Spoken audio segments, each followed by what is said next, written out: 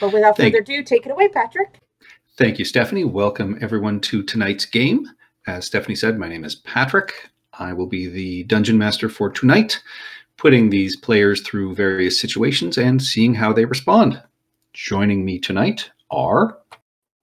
I am Brendan, and I'll be playing Old Silver, the Sea Elf Sea Captain who's going to have a long talk with Pavo about setting fire to ships we're on. Hi, I'm Ian, and I'll be playing Pavo, the Aarakocra Bard, and now Mind Taker.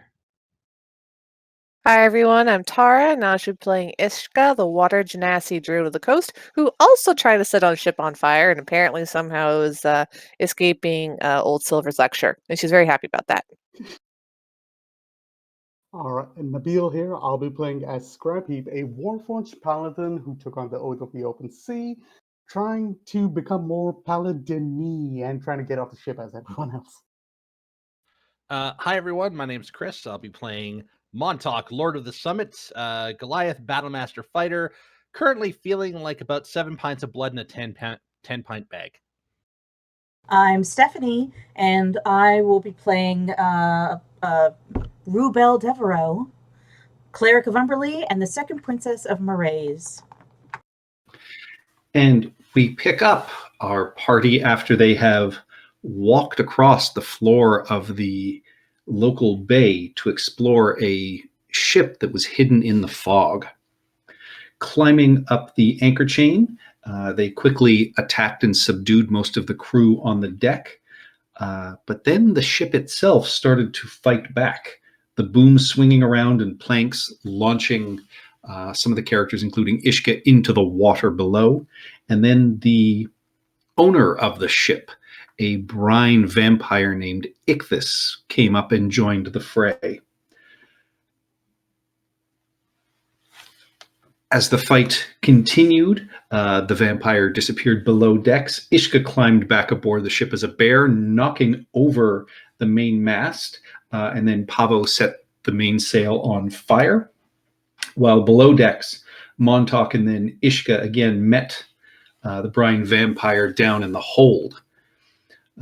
Montauk quickly learned that staking a healthy vampire did nothing, and through a very pitched fight above and below decks, the party fought diseased gulls, rats, all while avoiding the charm of the vampire. But the boat's attacks continued and grappled and held a lot of the party as the fight continued. Eventually, below decks, Ishka was grappled and held and had opened up their bag of holding to get out some consecrated dirt. But inside the bag of holding was also the eye of the Leviathan, a giant black pearl that this vampire had been seeking. And he had Pavo reach inside this bag to avoid this consecrated soil. And Pavo reached in and handed the vampire this large pearl, but Ichthys did not get to enjoy his prize for long, as before he was able to disapparate and leave, Ishka had her gull animal companion upend the entire bag of holding over the vampire's head, dumping 500 pounds of consecrated earth on top of them. This has led to basically a steaming, screeching vampire underneath this pile. The ship itself is still smoldering from the burning sail and from the wall of fire Ishka put across the hold earlier. But with a loud clank are these iron-soled black boots that the vampire had been wearing and keeping him floating slightly off the ground, that now seem to be sitting empty beneath this massive pile of consecrated earth. Ooh, boots. And that is where we pick up. The ship is smoldering. Smoke is, lightly filling the main area of this hold. There is a door behind you guys that has not been explored, as well as stairs leading down into the bilge where some diseased-looking rats had scurried up from earlier. Right. Pavo's gotta try on the boots like Dorothy. Montauk's gonna just snap his fingers, point to Ishka, and go, "Deal with fire." And he's gonna reach up, grab the bag of holding out of the gull's talons, I guess, and start refilling it with earth. Just start like scooping up as much earth as he can. Thank All right. you. Ishka was going to do that, but she will nod and can I climb up? Are there like stairs to go up? The stairs to go up are over by where Rubel is. You are right underneath the entryway to the hold you squeezed through earlier. And the roof here is only 7 feet tall, so if somebody gave you a boost, you could just be shoved right up to the main deck. I'll just climb up Montauk's back and jump. Easy enough to do. Then yeah, I will. So you find yourself squeezing out from underneath the mast that had been knocked over. There is a burning pirate that was formerly in the crow's nest that has finished his screaming. And you can see there's small patches of the deck that are, alight. Sail is the major fire around you. And yes, you just bring up a tidal wave and smother all of the flames quite quickly. Yeah, didn't mean to click it, but I was trying to get the information on it. But yeah, just bring up the tidal wave. I have a couple of slots, so I'll just spam that until it's all done. I'd say one tidal wave would be enough to bring the flames down to non-dangerous levels. And then if you did a second one, you wash even a couple of the bodies overboard. But for the most part, the fire is completely out. All right, I will call down that that's done, and I'm assuming I'm still at like 1 hit point or whatever because we haven't rested yet. I know I'm really badly hurt, so I'm just going to lie down on the deck, staring up at the sun and call my gull companion up to keep me company. All right, it is nighttime. So yeah, you call your gull up, and that leaves the rest of you below decks. Montauk, you are just continuing to scoop dirt in, and as you continue to scoop, you do realize that there is no body underneath this dirt as you put it all back into the bag. Is there ash? I'll tip the boots out. Is there ash in the boots before I put them on? There is no ash in the boots. You do, as you tip them out, there is just this teeniest bit of almost like fog that comes out, but that is it. Oh, that's way cooler than ash. Well, Montauk assumes that the dirt that the gull dumped on this vampire essentially fulfilled the entire process of burying him in about 3 seconds, and just assumes that the vampire is just gone now. If not, his grave coffin thing was probably on the boat. If he's still alive on the boat, we'll find him. Speaking of which, I'm going to go check the captain's quarters. Is anyone coming with me? Yeah, as I'm putting on the boots, I'll follow him. I'll follow you too. All right, yeah. The boots, Ian, as you put them on, you can see, they are beautiful black leather, but the soles have iron attached to the bottom, and you do see there are runes that glow on the boots. Are you saying there's an iron heel on these? That's what you're saying? The entire sole is iron. All right, so that means this must be a tap dancing shoe, so let's give it a try. Oh.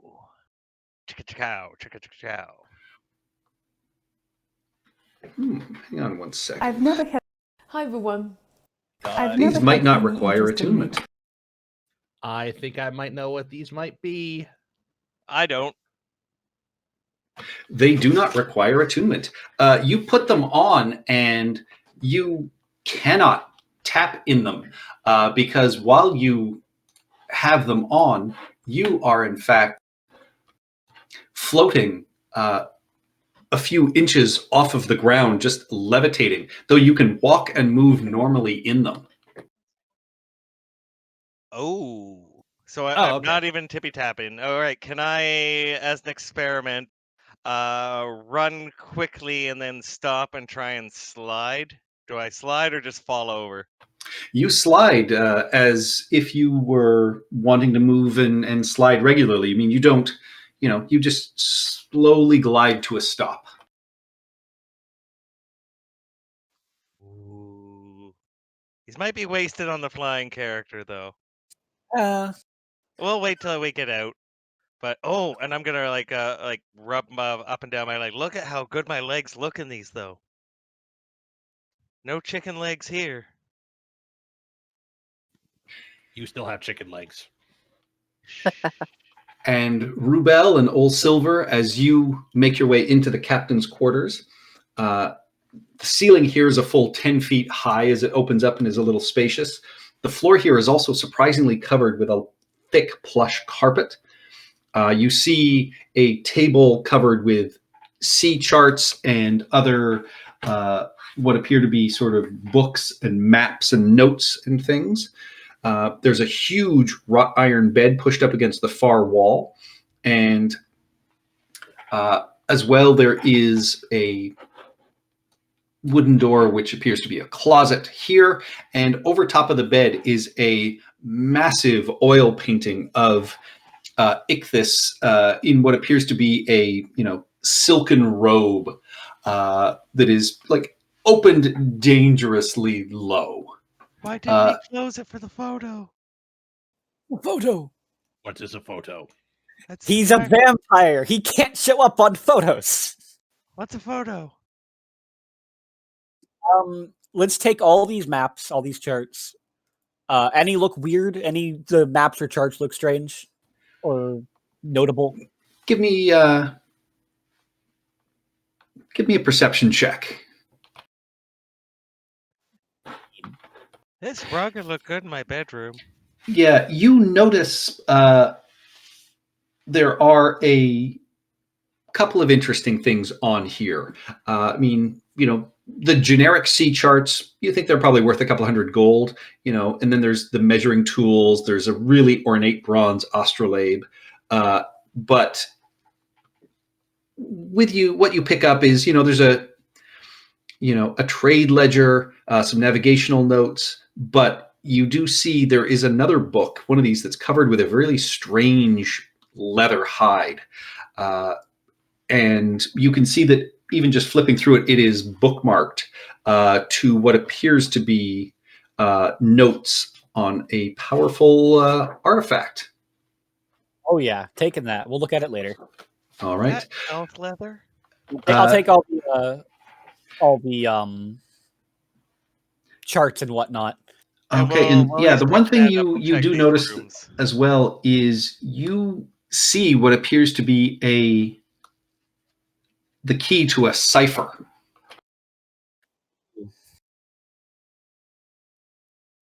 All right, so the key to a cipher, you said a couple hundred gold worth of like maps and charts, right? Yes. Yeah, and yeah, you can finish looking through all of that later. I will say with a 15, you also, one of the notes, you notice the word Ascarl written on it. I have any idea what that word is? Yes, that you recognize it as it is the name of an ancient sea elven city. Ooh, I will bring this up to Rubel. Ooh, would I know anything about that? Both of you can give me history checks with advantage. And can I give also do the T3? That's where All Silver was born. I don't remember where I was guidance? born. That's it. Yep. You just did remember where you were born. Oh, 16. And with that, I mean, the two of you talking it over, yeah, Ascarl is a long abandoned and emptied sea elven city that was known to be, this beautiful, absolutely incredible city of, art and beauty. And it was, a masterpiece of elven design, but it was long abandoned after cataclysmic events happened up in the northern seas. Then it is up around the Purple Rocks. Purple rocks. Yes, the Purple Rocks are islands that are not far from Gunderlin. They are well known, I would say, to seafarers and everyone else as, if not unfriendly towards strangers, not hospitable, and they are known for sort of weird, culty, arcane religious practices. They worship undersea oddities.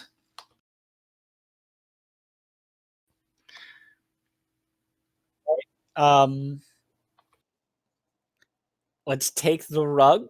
Look under the rug at least. I want the rug for my room.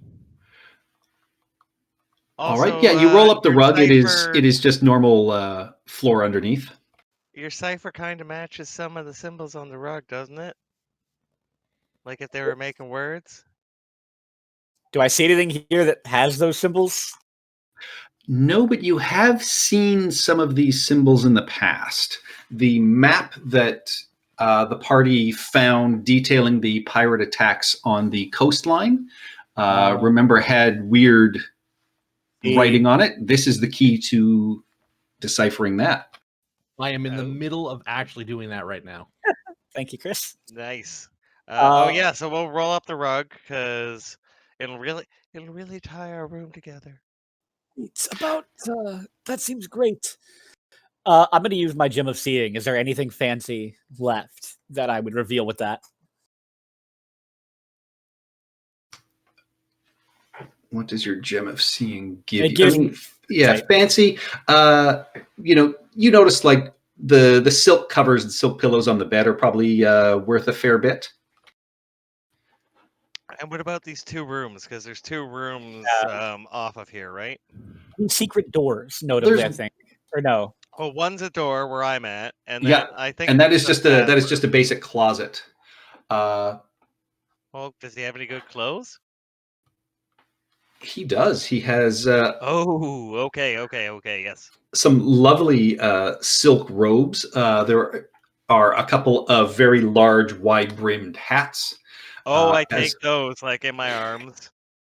As well as there is a sharkskin dagger scabbard that's set with mother of pearl. Oh, grabbing that.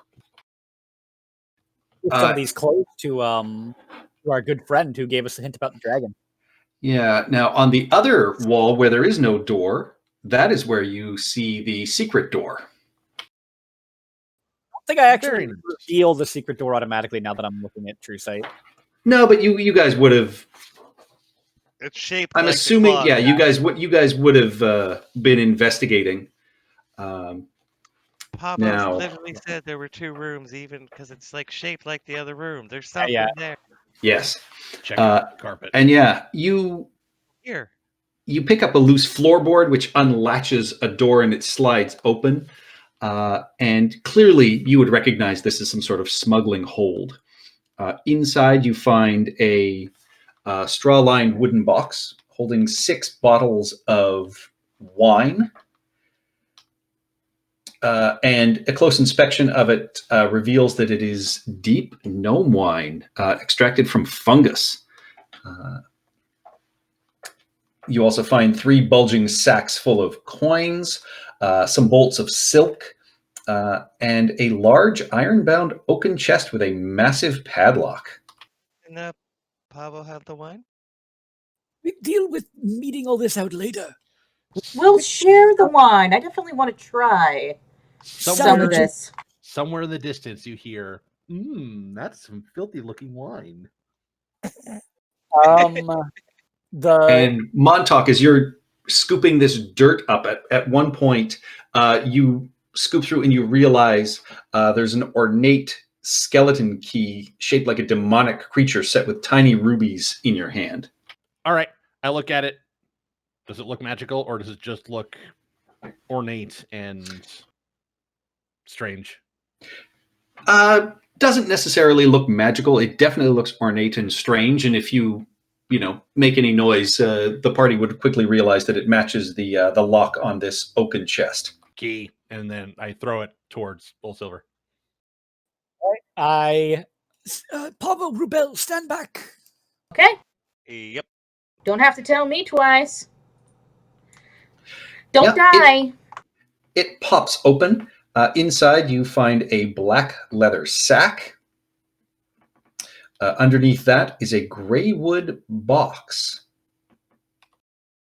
What's in the box? What's in the box? I open the box. Pain. You can't figure out how to open the box. Give me an intelligence check, please, an investigation check. There doesn't seem to be any way to open this. All right. I think I'm, with my +1, I think I'm still the best investigation of the party. 17. You eventually slide it open, and inside you find 4 potions of water breathing, and wrapped in a piece of what appears to be dragon turtle hide is a matching set of pearl and coral jewelry. Oh, Pablo, what's that? And finally, at the bottom of the chest, you find a helm of underwater action and a folding boat. Ooh. The Cutlass of Life Stealing? Cutlass of Life Stealing is the black sword that I think Montauk picked up off the deck from the captain. Awesome.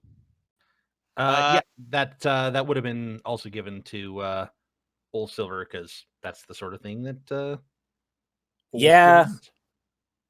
As I put need a on melee the tiara, I'll look at Rubel and say, "Look, I'm as pretty as the first princess." I will just pout. God damn it. So yeah, we're gonna take all this. Can we get our ship here to move all this? I'll fly Like, we have a back. bag of holding now. Yeah, but I can also. Do we want to keep the ship? We want to keep the ship.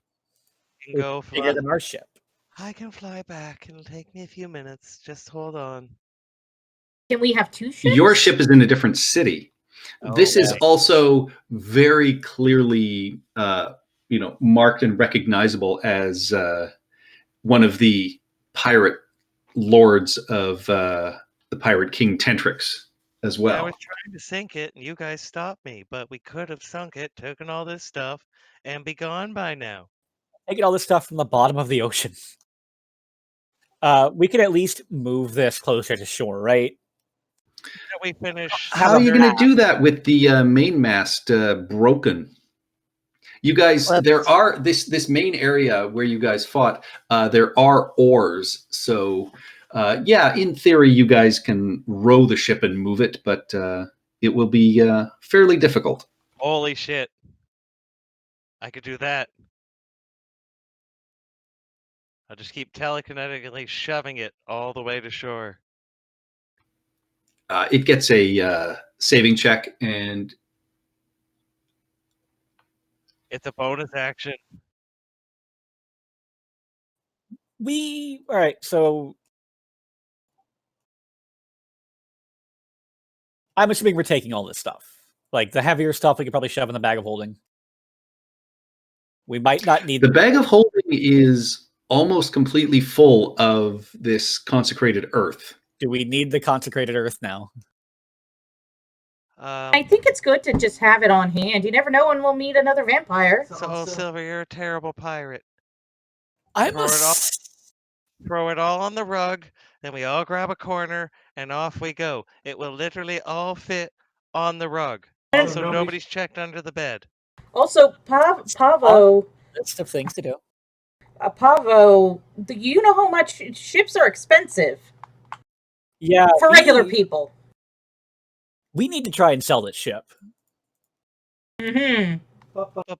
Burning. But money to buy more shiny things. Who will call down, I doused the fire, it's okay. Thank you! It's just a little singed. And she goes back to sleep. I mean, it doesn't have a mast, but this ship has to be worth something, right? Yeah. Say we found it like this, you know, and don't we have salvage rights? You would know, Silver, it is at least 2 10-day before salvage rights are allowed. And I would also say you would know, trying to sell, again, one of the pirate lords for Pirate King Tentrix's ships, it would be a well-known boat in these parts. I was trying to hide the evidence. Patchy doesn't want us to have any fun. Well, no. Oh, What I'm we not saying do? we can't have fun. I'm saying you would know these things and presumably understand what you would need to do to try and sell this. Well, what we got to do is we got to, change the name, just paint over it or something, and That's then bad we'll luck. put up a different flag. That's bad luck. I'll Change What do you file. mean? this name. Well, but we're not going to have it. It's not our bad luck. I'll start filing off the serial numbers. Yes, All right, good idea, Pavo. As Montauk walks into the captain's quarters here with a big bag full of holy dirt in his hand, he sort of points back over his shoulder towards the stairs down and says, "There's the hold still." Hi. Montauk, dump that soil out. We don't need it anymore. Oh, keep it just in case. I'm guessing that the hidden chamber was somewhere in this vicinity. Yeah. No, we don't need the soil anymore. It killed the vampire. We can dump it out.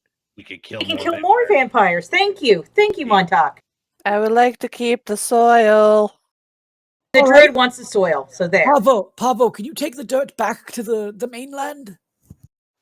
Find Yeah. somewhere safe, dump it out. And then we'll use the bag of holding to move everything back. Yeah, how far is the land? I could 45. It would take you a couple of minutes. It would be quite easy. Okay, yeah, Yeah, absolutely. find a safe spot. Right, and I we'll guess set up that's, camp. You want perception or investigate to find a safe spot? Let us wait before. You can fly directly back to the docks, and there's all kinds of beach area. It doesn't take you long to find somewhere that you think is pretty safe. Oh, and if there's an urchin around, I'll give him a gold and say, if you wash all this soil and nobody touches it when you come back, I'll give you 9 more. Wait, what? You want me to watch the dirt, sir? Okay. Nobody touches it, moves it, 9 more after I give him 1 gold. His eyes go wide and he just nods and says, yeah, we won't touch it. You just gave a kid $100 and told him you'd give him 900 more. I know, I am fucking the local economy just like I do to every town I go to. I didn't realize we were traveling around with Mansa Musa. Yes, the hold, Montauk. Is that the one who toured around to prove Yes. how rich he was? No, he was on pilgrimage. He was going to Mecca. Wait for the dirt. We may need it. So I come back 5 or 7, 8 minutes later. He would have said it before you left. Still trying to.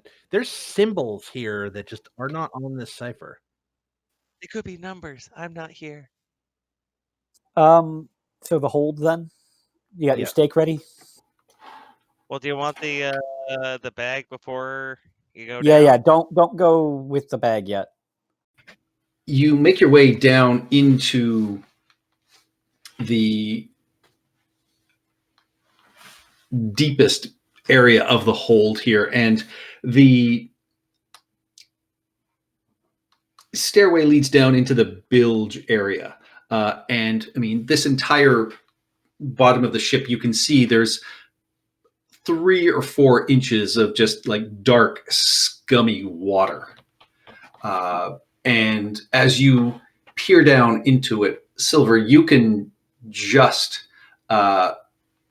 you make out what appear to be rats, swimming around in the water, but they don't appear to be paying you any mind at this point.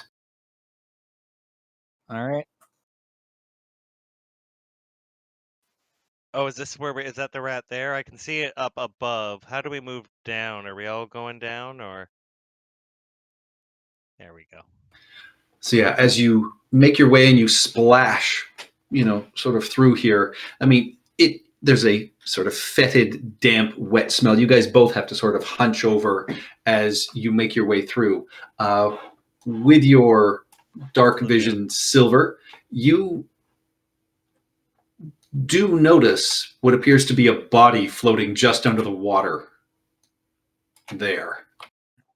I take a stake. Is it Tentrix or not Tentrix? Is it? It is Ichthus, yes. Ichthus. I'm going to take a stake and jam it through his heart.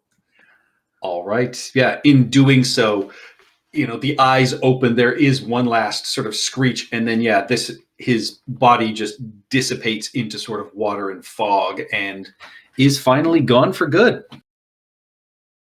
Okay. Guys, would have thought we would have had to grab the body and shove it into the bag. Yeah, normally you have to yeah, do something after staking, but I'm cool with that. He's a brine vampire, so it's a little bit different. And because you guys basically already killed him with the dirt, I'm going to say this is the way to deal with it. Does he have a body? Like there's a body in front of us, or No, he's there water was. now. It's now been destroyed. Yeah. Oh, I was gonna say if there's any remains, why don't we just throw it in with the dirt and shake it up? Yeah, we have the dirt. Mechanic, we've defeated this encounter. Yes. And we don't have to walk in this icky water. Oh, you guys. Yeah, you see Pavo is just hovering a few inches above this terrible water. But, I mean, it's only a 6-foot ceiling in here, Pavo, so you're really hunched over quite a lot, Your too. tail feathers are just dripping through it. Ew. Oh, whoop, I was holding my token. Anything else we can find by searching the ship? Like, we were going to look under the bed.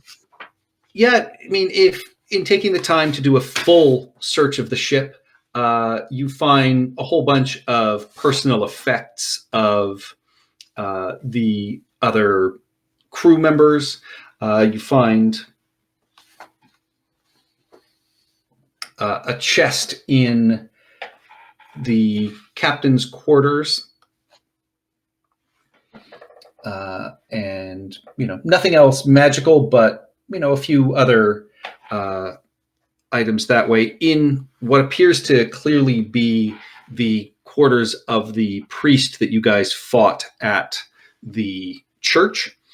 There's a small wooden altar with wax candles on it, and you find several books on the worship of evil deities, a couple of incense burners shaped like a demonic head, some incense, and a copper offering plate. So you guys have found most everything. The other sort of flavorful things you guys can find are a collection of brass, silver, and gold buttons, a malachite dice set. You find a really nice silk scarf smelling of perfume in the crew's quarters, as well as a small box of spices derived from kelp and seaweed, which is quite good, as well as a small vial of sea urchin poison. Ooh, sea urchin poison. I'm not sure what is that in the player's handbook under poisons? DM's guide. It is. I'll put it in the chat. It is right. DC 11 for 3d6 poison damage. So are we? Ooh. What am I doing? Somebody said I'm flying all this back. Yeah, just take a few trips. Fit all this into a bag of holding, pretty much. Oh no, the gold's pretty heavy, isn't it? Yeah. How heavy? So heavy that I don't have a joke for it. Oh, you. Oh, right. If it's less than 400 pounds, Montauk could just heft it. That was a but we're going underwater right there. You guys missed it. Yeah, some of the THs in that got sort of munged together. So yeah, we'll take all the treasure we can, plus the. Is the duvet better as well? Because we're taking the rug. The We're taking duvet is a everything. silk. There's the silk duvet as well as silk pillows. Oh yeah, that's going on my Ooh. bed. No, excuse me. You know what? I probably already have some. I will be magnanimous, and you will have some, my little comfort. And you do quickly notice that, I mean, this bed has never been slept in, so everything is still pristine. Score, score, score. All right, so let's get all this treasure out. And where am I dropping it off? I guess let's get a room. Right, it's nighttime. We're gonna go back in the morning. Yep, and it is, you go back, you see that the young boy has, been marching circles around this dirt, as you can tell from footprints sort of in the dirt and sand around him. And, his eyes sort of gleam and shine as you show back up, and he's just got his hand out and his chest out. He's like, I protected your dirt. Yes, you did. And here is your gold. And if you'd like some more work, if I'm going back the first time, shouldn't I take someone to stay with the treasure we're dropping off? Who's lightest? Who can turn into a mouse or something light that I can carry? She's at 1 hit point. I can. I still have. Somebody can put on the black boots and just walk across the water with you. Old Silver's just gonna swim. Montauk, you're in charge. Okay. I'll go and help. All right, so Swim, yeah, I'll swim, take swim. them. We'll pay. I'll take that off my gold. Pay him. And now, do you know a good inn? One where we'll be safe, and we can. Me and all my friends can meet. There's only the one inn here in town. It's small, and my friend's uncle runs it, and he points it off, and you can just say it's the Barnacle. It's we're not a very large town here. Oh, well, you run ahead and tell them to get us a room ready, and we'll be on our way shortly. And I'll give you a couple more gold, and you can have dinner with us tonight. Yeah, he just bolts. This kid, you're gonna spoil him for the rest of his life. Pavo is perhaps too generous in the tippings. I don't spend my gold on anything. I mean, yeah, like I'm sitting at like 450. We're gonna be rich after this, but it's so much gold in this. Yes. Pirates. We are pirates. All right, so I'll watch the dirt. You guys go and get the treasure and guard it. Send one of you back, because Rubel came with us, right? Yes. Why didn't we just sail in the friggin' folding boat? Oh, we have It one. wouldn't take the weight. It wouldn't take the weight. But once you guys have that settled, the other one comes back with the bag, guards the dirt. Then I run back and do 2 or 3 trips. So an hour, 2 tops. I'm assuming, Patrick, does that work? Yeah, a folding boat can be commanded to be a ship 24 feet long, 8 feet wide, and 6 feet deep. Yeah, you can make it big. Oh fuck! Well, then why don't we just do that? Yeah. You got different. Well, we've already done this. We thought of this after the fact. Yes. Well, we'll keep it all folded so no one knows that we have it, and yeah. So I'll do the couple of trips. Then everybody can walk back under the water, and we all meet. I'll pay the kid 5 more for his help. He is now the richest kid in town, and we'll eat dinner with him. And I mean, he barely touches his food. He's just sort of vibrating and excited. And he's asking you all kinds of questions about, where you've been, who you've killed, what's it like on the mainland? Have you fought a dragon? Oh, Montauk talks this kid's ear off, mostly about his own, sort of his own adventures. But Damn it, Yeah. Montauk. I'm sorry. I was trying to humorously pass him off on you to be annoying. Oh, no. This kid is interested in hearing about, legendary exploits, and Montauk is 100% about that. He is Alright, going to so- basically start spreading his legend with this kid. So when Pavo gets sick of him, he'll be like, "This is Montauk. He is Lord of the Summit. You should ask him some questions. He's seen the entire world from the top of a mountain." Wow. And, eventually the child's parents come and collect him. And you see the, head constable that you met first thing when you arrived, and a couple of the other fishermen are there. And, they close the door behind them and just say, so are we to take it you took care of Lord Ichthus out in the bay? Aye. Problems have been solved. And who's going to solve the problems of the pirates that are going to come looking for him? Well, I thought we were going to push it out into a different area and then sink it for them to find. You better get it out of our bay. The We last will. thing any of us need here is some of the others coming back here, and they'd raise our entire village. We'll be back in a couple of hours, and then Montauk will get up and say, "Do you have any burnable? Do you have any lantern oil?" Yeah, they managed to find lantern oil, and when you head down to the docks, there's about half a dozen fishermen that are there that, now that the fog has dissipated, they can see the condition of the boat out in the bay, and they're like, we can help you row. Wait, I think we can do this without involving anybody in town and getting you in danger. You didn't help us, We're already involved. but we leveled, correct? Accept the help, Pavo. Yep. It would just be easier at this point to accept the help. Well, I was just gonna say, if Ishka comes and Montauk comes, we turn Montauk into a whale, tie a big rope around him, and we can tow it Turn Montauk into a whale. quite far away. I can cast polymorph now. I just have to So prepare can it. I prepared it. Montauk does not like this plan. It is too complicated. We'll have a whale of a time. Montauk also does not appreciate this pun. Let us burn this boat. If they Come, burn it, fishermen. they might find evidence here in town.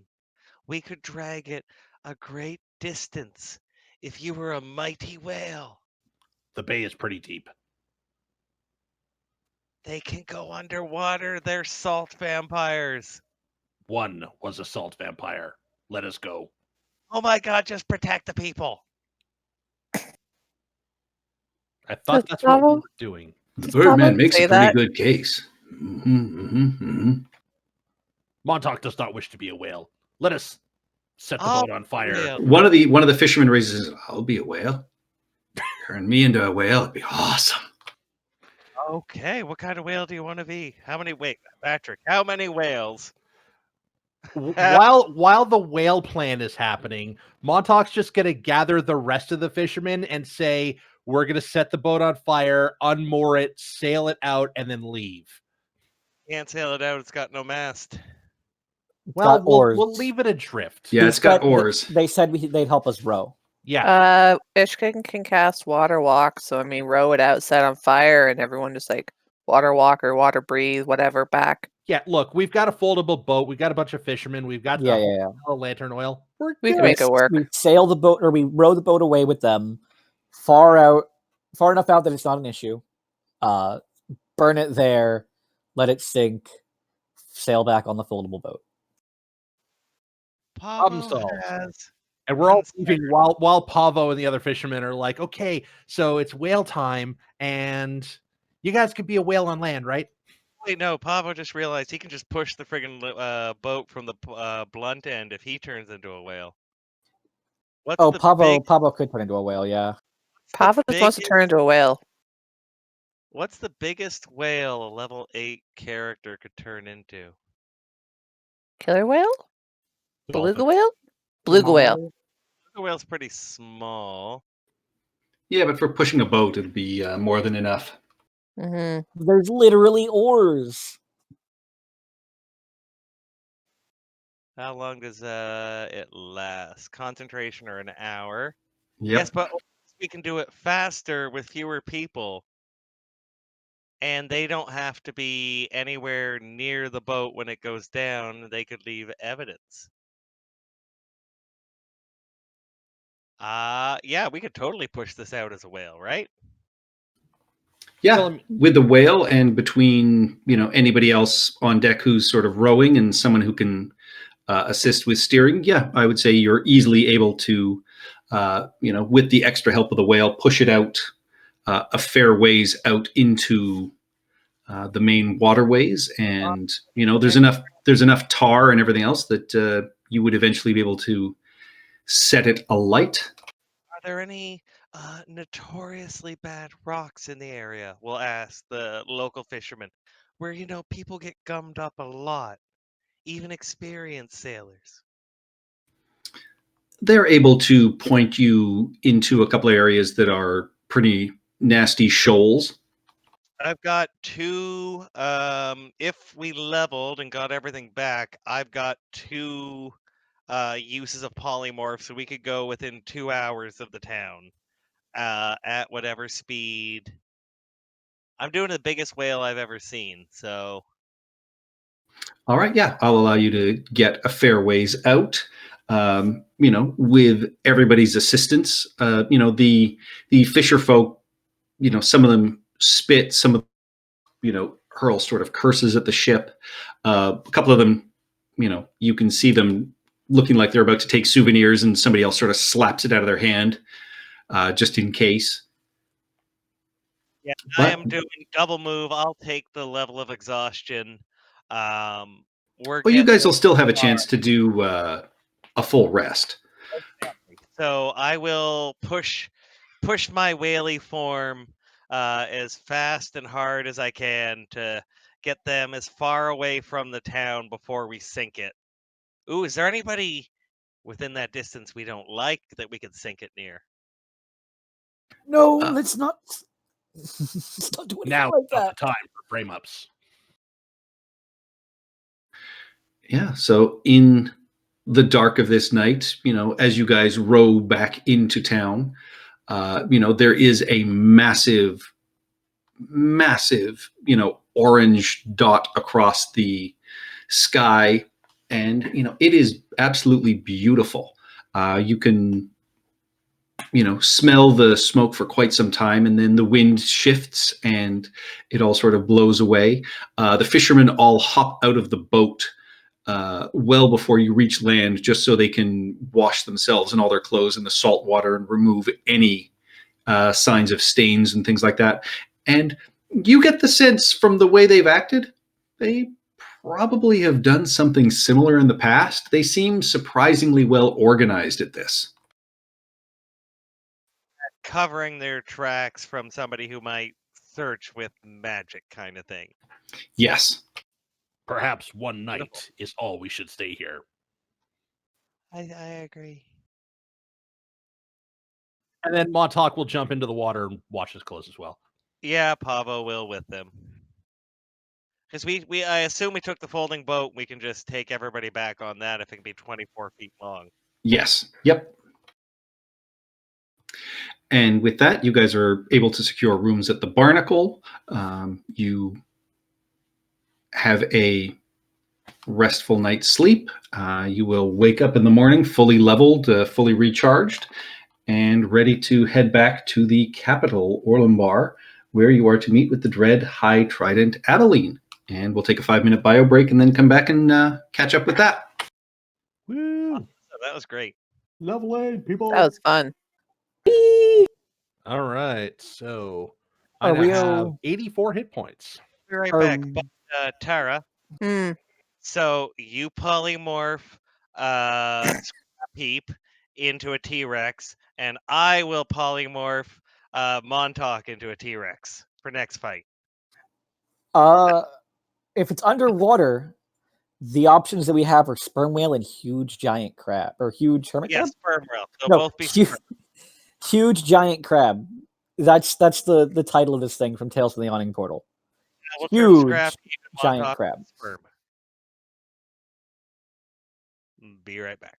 Okay. I'll be right back. Are we okay with just liquidating? Anybody who's still here, just liquidating all these items at Ulumbar and turning them into gold? Yeah. I don't mind. I mean, Cash I'm it trying out. to save up money to get better shield and better armor. That's enough gold for each of us to have 1,000, and then also put 1,600 in the party fund. What's the most expensive armor on the market right now? Plate. That's like 1,500 gold, right? How much did you pay for your plate mail, Montauk? He's gone right now. Yeah, he walked away for a sec. He did. So, okay, because I was just looking over Oath of the Open Sea, I don't have any penalties when I'm underwater. I can swim and fight. Yeah, 1,500. Sweet. Yeah, he just wants to polymorph. Who, me? No, Ian Pablo just wants to polymorph things. Like, unfortunately, you get polymorph at the same level that you stop getting underwater things to polymorph into. Hmm. It's very sad. Like, this is the highest level underwater beasts get is 8. Yep. And even then, that's in, like, adventures. That's not even, like, in the monster manual. They're both adventures. I don't know if this helps. I mean, I have Warding Bond. It's not a good spell, but at least it gives someone a chance to get out.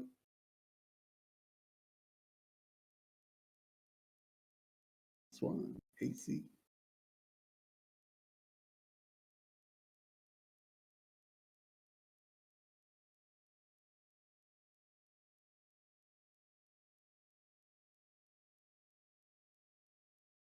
Oh, some interesting news. I actually may start streaming my own games soon. Nice. Ooh. Congrats. Yeah. So I completely forgot to send you a message this week, Steph, to be like, how do you do it? But yeah, no, my sister's group, my Saturday night group, a couple of them stream with their games with their friends, and we got to talking about it and was like, well, if you guys are interested, I'll look into it. Ooh, nice. Yeah. Oh 'Cause, yeah, like, I'll definitely help you out. Thank you. Because like I was already kind of poking around on Twitch, and apparently there's like something else I need to stream from Roll20. So I'm like, I'll ask Steph, and I just completely forgot to do it. I use XSplit, but there's also OBS, which is free. Okay. All right, I'm back. My brain's kind of mush because I've been Yeah. Like, we don't have working to a do it- lot this week. Ugh. Yeah, we don't have to do it right this second. I was just like, oh yeah, by the way, I will reach out to you about that eventually. Chris, quick question. How many things are you resistant to? I think it's just cold. Okay.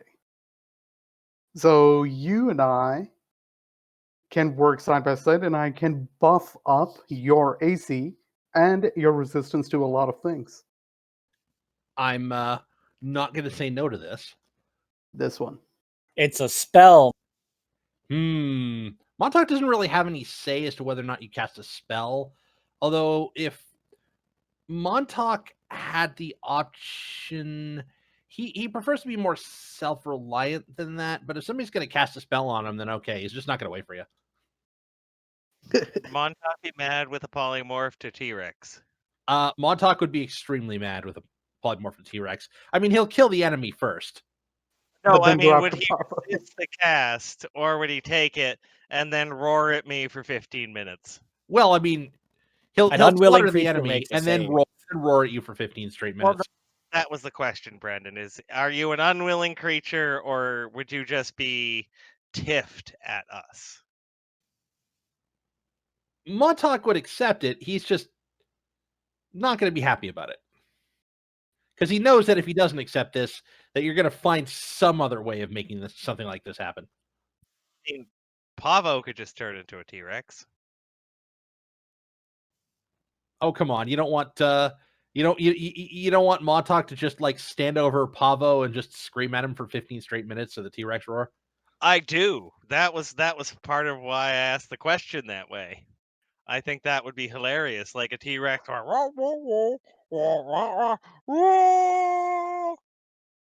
I mean, it would be funny if Pavel walks into a warehouse alone for one moment and he just trash talks everyone in the warehouse. And then he says, "Oh, look, I have the big gun right behind me." And Montauk T-Rex just walks in screaming. The only problem that Montauk's going to have is that T-Rexes have those tiny little arms. I have a big head and tiny arms. This plan wasn't well thought out. Yeah, it's There. he prefers to be able to bench press things. He doesn't like these little tiny little arms, which are vestigial, or probably just for balance. I mean, they're as big as a human and muscular as fuck, so they weren't useless. In proportion, though, they were completely worthless. Not when you had a lady T-Rex around.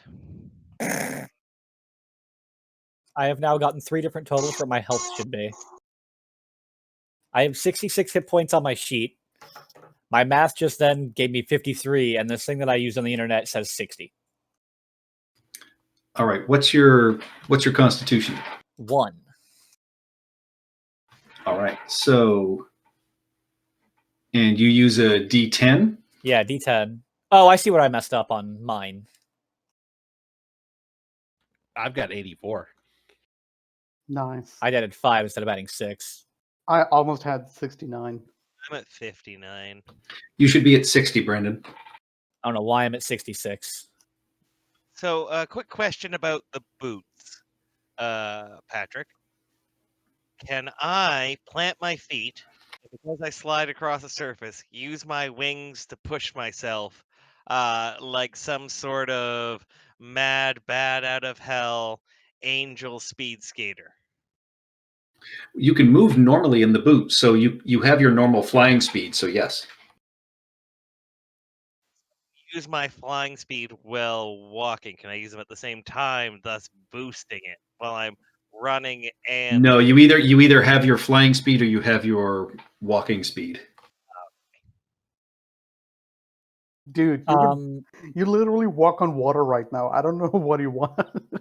walk, breathe water, can fly through water, fly through the air, and I am here bitching about wanting more stuff. Yes, absolutely. So this sword, this fancy sword, Yep, sort of life stealing. I don't know that any of us can really use this very well. Make good music. Hit it with the tuning fork. Well, what's wrong with this sort of life stealing? Okay, so I'm never going to use it because I don't have disadvantage in melee with my ranged weapon. Both of the melee people have not better, but good weapons that I would probably think would be better than using this. I'm not giving up my dagger. Because you've got a +1 greatsword, Chris, and then Scrap Heap has a +1 longsword. And this is what? Is it a scimitar? Yep, scimitar. Scimitar. So it's and it's not a D6 with no plus bonus. Yeah, it's a magical weapon, and yeah, it's if you get a natural 20, then you get temporary hit points, and it does extra necrotic damage. Yeah. So I could always use. I think my scimitar. Did I buy a +1 scimitar? Are you proficient in? Yeah, I'm proficient in scimitars. I've been using one this whole time. I thought you had a trident. Yeah. I also have that. I have the Trident of Fish command. It's not very good. But anyway. It's literally one of the best magic items. No, it's not. You can anyway, I think... Yeah, it doesn't... The few times I tried, it didn't work very well. We might want to maybe try and barter it with the woman in town who does the modifications to boats. Ooh, we can get a free cannon. Okay. You were told by yeah. Callus she only accepts pearls as payment. We do have pearls. I wonder if somehow we were given these pearls for this woman. If you had a Trident of Fish command, you could ask all the clams to give you their pearls. Do clams have a swim speed? 5 feet. I guess they qualify.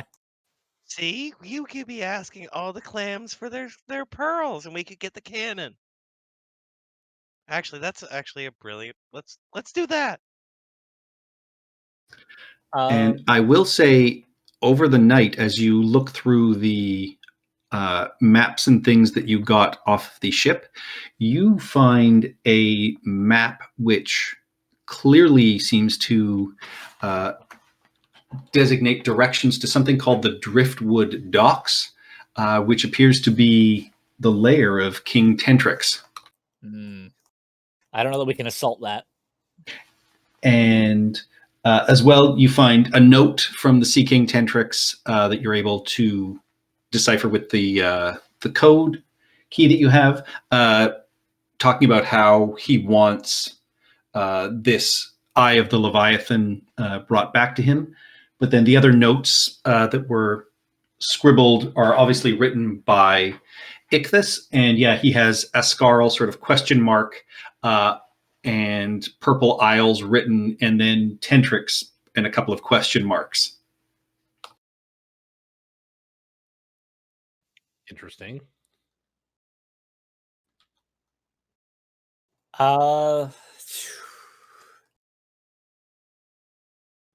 Could Tentrix be from Ascarl? Do we want to keep carrying the pearl? Should we hide it somewhere? It's kind of evil, right? We should keep the pearl in the bag. Smash it? We should keep the No! pearl in the bag because No!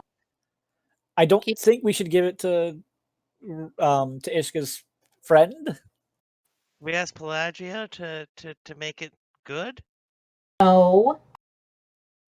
If anything, we're asking Umberly to make it good, okay? Umberly would corrupt it. No, she wouldn't.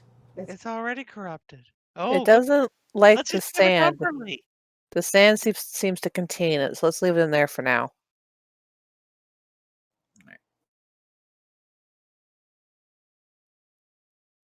It's not. The pearl isn't. We're back in Olimbar now, right? Yeah, we can have you guys have done your walk and you are back in the main city of Orlambar, and you can head back to the bar that you guys were in there. Is our crew there? Your crew is there, as is the High Dread Trident, Abilene. But yeah, you can meet with your crew as she sees you and waves you over to a table that she has. I come down looking a little better and sit close. Hello. Hello, my princess. How are you? You look fantastic. Oh, thank you. You look dashing yourself. Oh, thank you ever so much. Now, I have set up this meeting with the other members of the Kraken Society, and I am quite looking forward to being able to introduce you, Rubel. And with this, she turns towards you, Pavo, and Old Silver, and the smile in her eyes just disappears as she looks at you two and just says, "First, we have some other business to attend to here in Orlambar. I have had a meeting with Derlin Sattlerin. He's the head of the Church of Pelagia. I was expecting to stay with him in his estate, as it is normal, polite behavior between heads of churches. How do you think I felt hearing that a couple of new acolytes and recruits dishonored his church and made the followers of Umberly look like asses?" Pavo? Yeah, I'm looking at Pavo, and I'm Well, He's not blaming me, right? So I've completely escaped this one. She's not blaming you. as for Umberlee's representatives acting like asses, I'm, while looking at Rubel, I am going to apologize, but not think myself. Umberlee does not accept apologies. You know what? Fuck it. I lit the candle because those old bastards needed to be woken up, just like they did me. I just fell asleep behind that altar, and they wanted some sort of, I don't know, it's a clam. How do you worship a clam? It's a fucking clam. Hey! Pavo! Yeah, there are dirty looks from around the bar as you say this, and you see the Trident just shake her head and say, "There is a difference between bringing new people into the fold and insulting the followers of other gods. They may be wrong. It doesn't mean we insult them like that." Even heard of them before I woke up. To be fair, Abilene, things were not going well in that temple. Turns out one of the priests there murdered a lady. That is not even close to what happened. Which temple are you talking about? Happened at Looking the at you, Pelagius. Rubel. Oh, Pavo is just doing facepalm. That happened at the temple of Pelagia, and one of Yes, the priests. In the small town. Oh. Pavo fell asleep in. Oh, sorry, I got the temples mixed up. Montauk will interrupt this and just flat out tell Abilene what happened at Orlambar, leaving aside some details. Yeah, how I lit the candle again. At least lower voicing some details so that the entire bar doesn't hear it. And so you relay what happened with the vampire Ichthys in Port Scuttle? Yeah. Didn't Umberlee followers used to be tough? There's tough and there's stupid. There's a difference, Pavo. And halfway through, he'll just be like, Pavo is apparently a good singer, but not great with people. Yes, I knew I was taking a chance with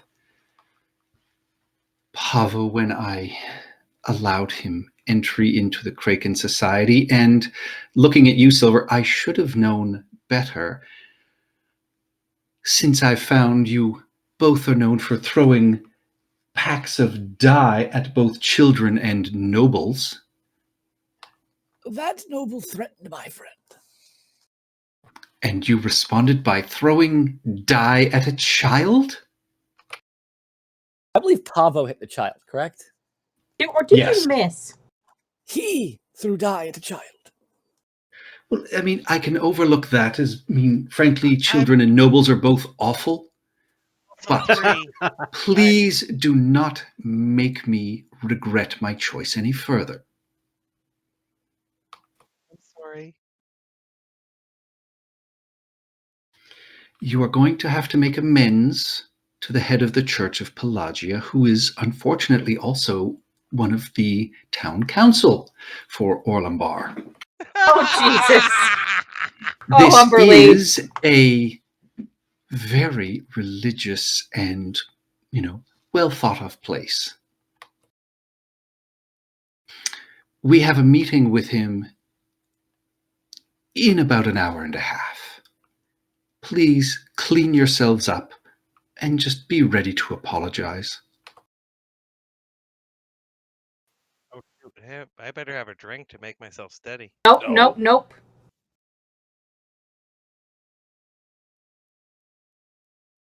Okay.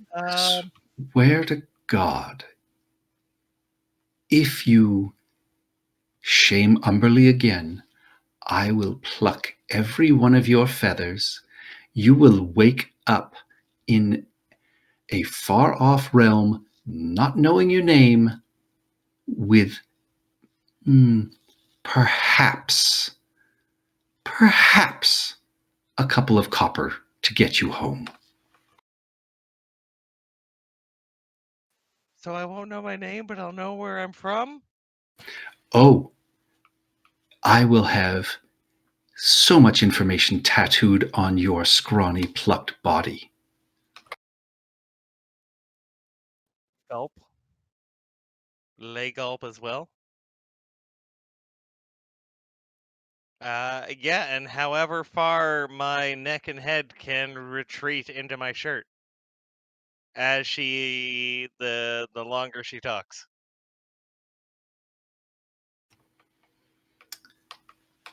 And with that, she will, turn back and smile back at you, Rubel, and just say, now, the meeting is set for a couple of days. It is in a cove not far from here. You said your ship will be repaired and ready to go, yes? Yes. Wonderful. Mm-hmm. Simply wonderful. And she sort of lowers her voice and just sort of whispers this down the table. I fear for Slockerthel. I think this meeting should be very informative. Indeed. Now clean your sorry ass up and let's go suffer with a smile. Mm-hmm. Just as Mama used to do. Montauk is taking a lot of notes about this whole diplomacy thing. He doesn't really like it. Is this what he's going to have to do as a king a lot? Chop off Pelagius' head. No, you have some person do it for you. Also, that weapon you have on your hip, that's also part of diplomacy, if you wish. Oh, yeah, Big weapon. stick and all that. Yeah. Montauk stands up and says, excuse Montauk. He must see a gnome about an anchor. And then he'll walk out of the bar. All right. So as we're prepping, that pearl was an artifact of Pelagia before it was infected, correct? No. Oh. With the book you guys found in Ichthus's room, it's a legendary artifact. They're not quite sure where it came from, but it is clearly desired by Tentrix to be given to Slarkathel. And I mean, Kixaro, intercepted that sort of telepathic message and warned you guys about it. And the book itself, had questionable history on it. But it also gave potential ways for it to be destroyed. All right. Now, the temple for Pelagius here in town, that's where we're doing the dressing down. No, you're going to meet the head of that, but you're going to meet him basically at his estate home. So it would look more like Umberlee's not pleased with this if a sperm whale crashed into his home than the church. We'll find out. All right, so before Pavo makes just absolute pariahs of us all, Montauk is going to go to the Gnomish Tinkerer's shop. Yeah, and your anchor weapon is ready, and you are able to equip yourself with it. They are very pleased with themselves, and very, very excited to see you use it. All right, Montauk's gonna put himself in a empty spot in the middle of the shop. He's gonna give it a few test swings. Any like training dummies? Oh yeah, there are training dummies set up in here. All right, yeah. Montauk just goes ham on some training dummies with a giant anchor on a stick. And it takes you a couple of minutes to get used to the balance and the weight, but as you are proficient in all weaponry, it comes to you and it starts to feel fairly natural. Yeah. All right. Can't wait to see the stats on this thing. Didn't we figure out it was going to be Oh, it was like a pick, but like one head's D12, the other head's D10. Yeah. Yeah. Okay. I will go find that in the player's handbook and do my best to upscale it then. So what, All like right. D10 bludgeoning, D12 piercing? D12, I believe, piercing. D10 Bludgeoning. Blood. Yep. Yeah. That's cool. Yeah. Yeah, it's like a giant war pick, basically. All right. So I don't need this maul anymore now that I got this thing. Here, kid, as he gives it to the kid that I've been giving money to. Here, kid. A whole town over. Yeah. Is the kid still here? Can't even lift it.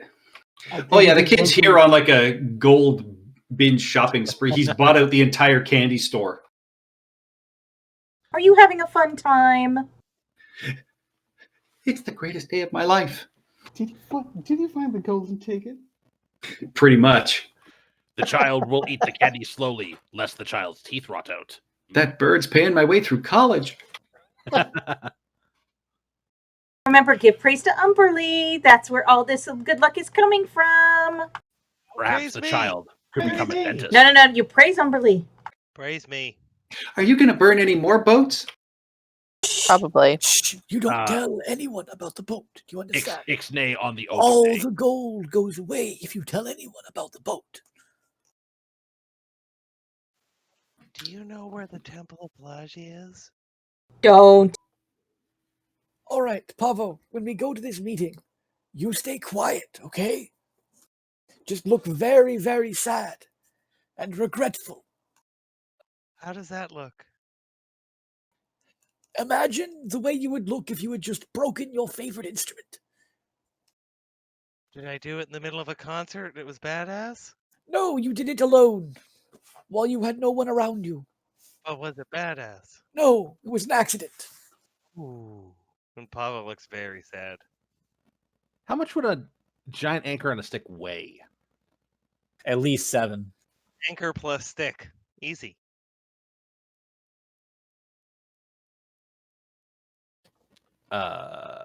Sure. I mean, Yeah, just pick a seriously heavy weapon and go with that. Okay. Is there anything else you guys want to do before your meeting? I would like to Yeah. liquidate all these assets. have a couple drinks before we have to go do this. No, you don't. You will be stone cold sober, sir. I will say you attempt to, sell most of these items. And I mean, most of the equipment you can sell fairly reasonably. Anything that's personalized, you see some wide eyes staring back at you. Like if you try and sell the cutlass of life stealing, it is recognized and... Oh, no, I'm not going to sell the magic items. Oh, okay. Yeah, just the stuff that had a GP value. Yeah, basic, Except for the wine. Yeah, I mean, you can easily find like the Ocean Pearl kind of a shop or the Gnome shop and things like that, and they will, they'll buy all of this stuff from you. I figured out the gold amount for that earlier. I give everyone 1,000 gold. Holy shit! Damn. It's 7,679 gold. Yeah, Montauk had found his kingdom now. yeah. I gave you this one. That section of the that module gives you a lot of magic items and a lot of gold. Because the other thing is, I mean, like with these ships and things like that, there is money you can spend stuff on, but it's all sort of secondary. I want to give that kid 20 gold to go cause a ruckus. No. Ian. He's not going to. It's one thing to prank the other faiths. It's another to cause an international incident. It's a clam. I know it's stupid, but you catch more flies with honey versus vinegar. What the hell happened to the Church of Umberly? When did you all become PC? No. We're not PC. It's just I don't want to get my head chopped off by a bunch of hicks worshipping Pelagia. You All right, forced party loot now, by the way, guys, is I don't 5,600. force sacrifices. They come to me. They try to kill me, and I kill them. And more blood goes to Umberly. See, it's a circle of life. not Pavo isn't even a worshiper of Umberly, and this is very confusing. See, Yeah, if but you if it's in remember self-defense, it's not murder. Yeah, Rubel's love of Umberly is unique. It's a weird interpretation of the Umberlake. That's what my family says when they don't like Christmas presents. Well, this is unique. So, all right, with that, I mean, it is a cool sort of misty day here in Orlambar. Most of the sort of red roofs are a little obscured. You know, the sound of, the droning, muffled sounds of hammer blows and ship's bells in the repair yards, can sort of be heard across at a distance. The skyline is, holding a reddish glow, and you guys are sort of eyed sternly by most people as you make your way towards your meeting with Derlin Sattlerin. And you meet in sort of the north central part of town in this very large 3-story tall, again, red shingled roof, but, elegant looking building. And as you are all ushered in, you can see there is some finely appointed furniture that is, luxurious, but not ostentatious. Is it clam shaped? None of it is clam shaped. They weren't worshipping the clam. I'm pretty sure, right? That is correct.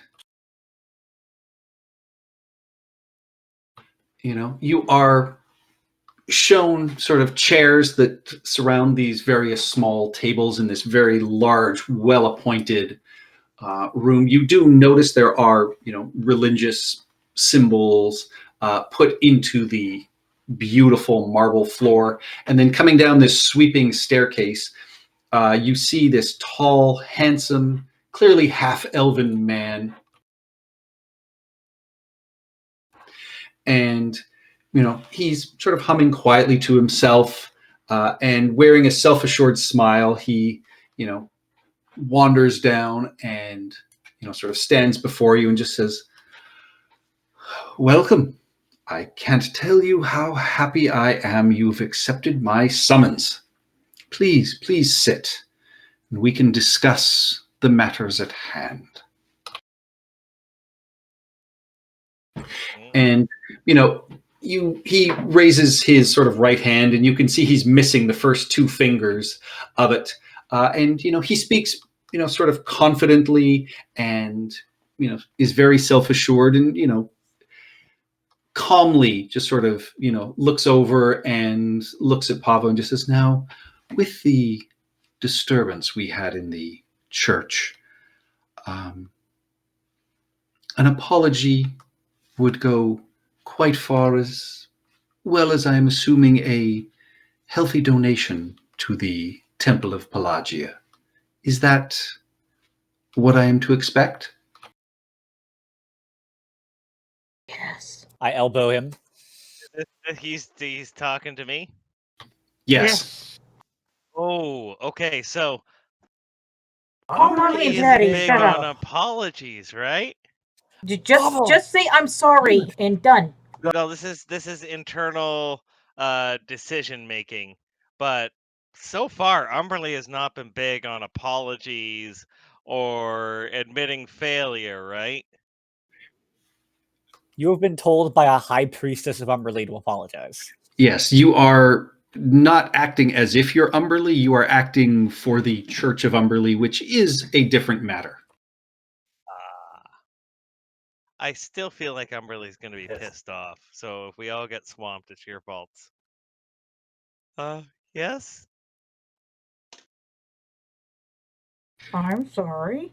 I am And sorry, and I will make a large donation to the Church of Pelagia for new candles.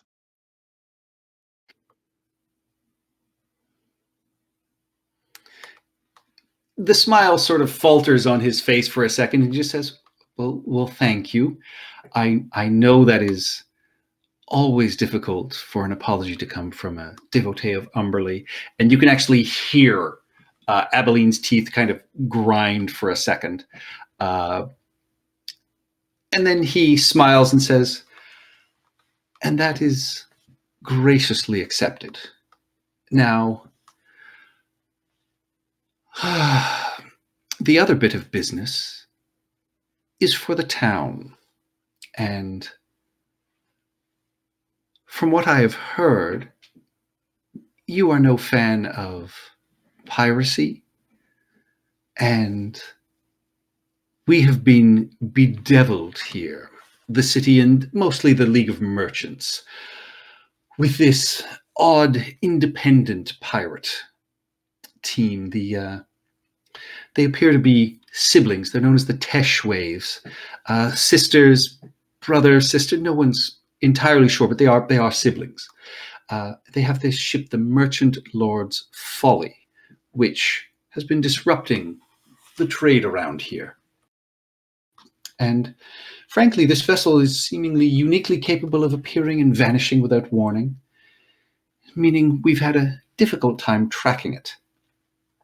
But thanks to our friends at the Lord's Alliance, some intelligence indicates that a local fence here and former pirate, Feyru Penning, has information about the vessel and its whereabouts, as she recently fenced some items for them. Unfortunately, as Fenrir knows everybody here in town, getting to her is difficult for us, but yourselves as outsiders should be able to make her acquaintance and get this information from her. Typically, she is found in the Devil's Fire Tavern, or at least contact can be made with her through there. We don't actually know where her headquarters are. But since she's known to frequent the tavern, someone there must know her current whereabouts. And unfortunately, a few of her associates have already been questioned, and they seem surprisingly resistant to interrogation, and we cannot hold any of them in custody. So, if you would be able to discover the whereabouts of the Merchant Lord's Folly, you will be doing a great favor to the city, and we would be able to overlook any other issues that might have taken place during your time here, and even perhaps make a sizable donation to the church in your name as well.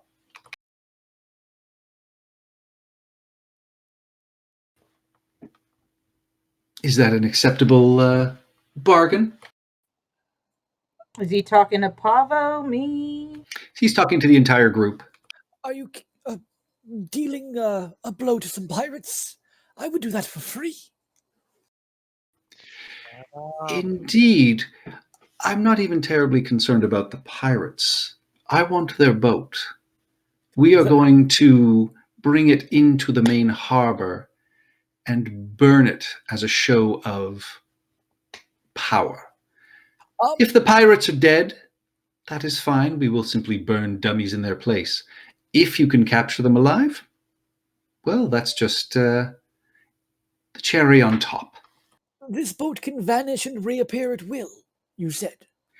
That's what the merchant lords say. I think it's a little overly dramatic. Then, if we do manage to obtain this boat, is burning it necessary, or could perhaps we keep this boat, which apparently can vanish and reappear at will? Oh no, we're burning the boat in the harbor. It is time to show the pirates that Orlambar is not to be trifled with. They may plunder other merchants and get away with it. But this is not, Tentrix's group that we are talking about here. These are independents that have just been annoying, to say the least. Their boat is easy to recognize because apparently they take parts of the ship's lettering for whatever ship they plunder to put on the side of their boat to show the name. And they're not killers. They haven't killed anybody, but they have been upsetting trade, and we cannot let that stand.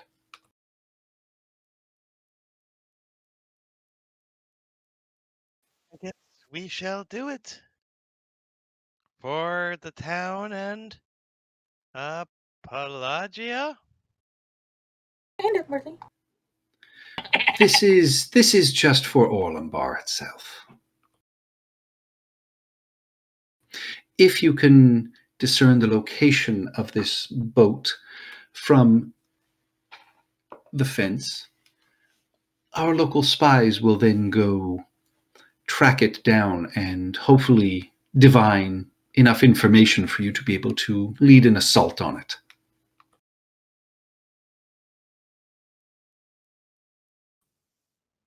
I guess we're going looking at old Silver because he's all pirate hunting.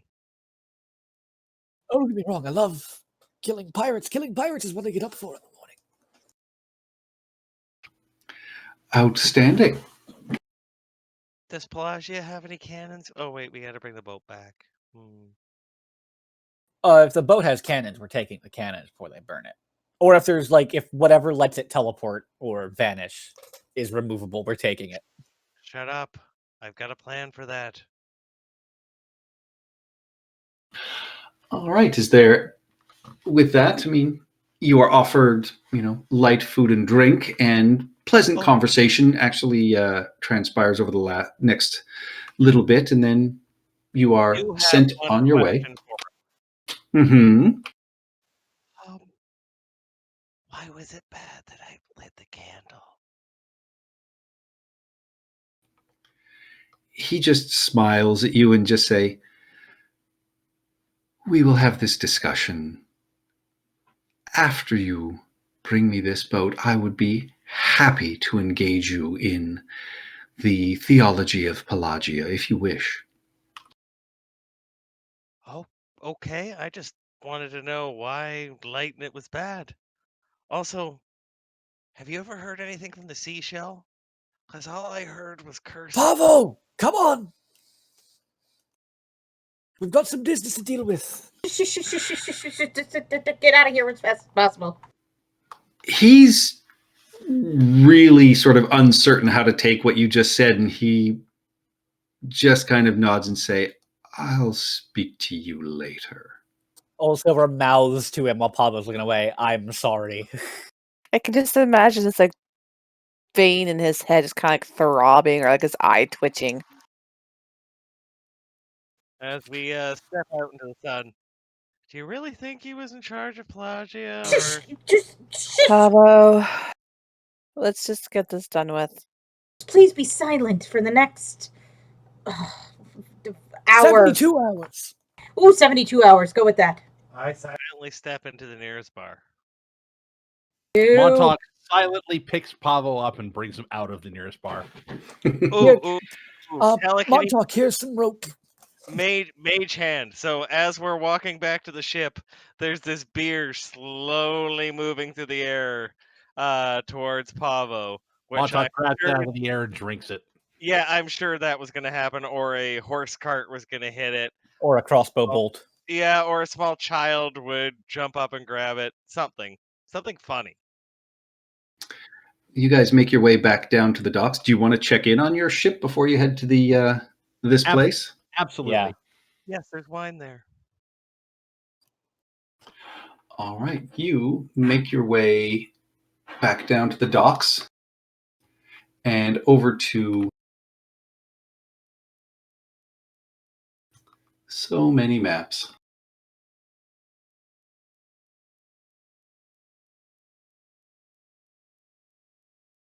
I don't think he was in charge of Pelagia.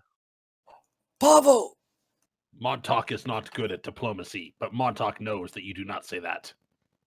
Pavo, never say the word Pelagia again. Don't speak to that man unless there is no other option. So you Just find smile and yourselves, you find yourselves, along the side of the docks. You can see, the repair work has been done. Your ship looks, magnificent. And, the head of the sort of repair crew makes their way forward. And it's, this heavily sort of scarred dwarven woman that, wipes her hands off and comes up and just says, "So you're the ones that we've been doing all this work for, huh?" Aye. Yeah, she's ready to go. We had to rush to get that extra work done that was requested, but she's ready for it if you want to take a look at it. Montauk's eyebrow just sort of raises slowly. Old Silver winks at him. Montauk's eyebrow just sort of slowly goes back down. And as you see the ship as they, remove everything off the side, it looks pristine. And what you notice most is the fact that on the front of the ship is now a dragon's head that you recognize, Old Silver, as belonging to your old boat. Oh, that's not the. I thought the extra work was the thing that I asked for. Oh, geez. I know. I didn't ask for that. Oh, I know. Callus came by and handed it to us and told us you wanted it attached to your ship. Fucking Testate.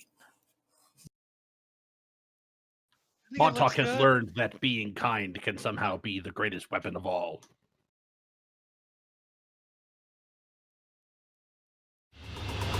Yeah, we had to work an extra night shift to get everything ready for you, but she's shipshape, and your crew has been back and forth getting provisions. I think they're out finishing up their shopping right now, but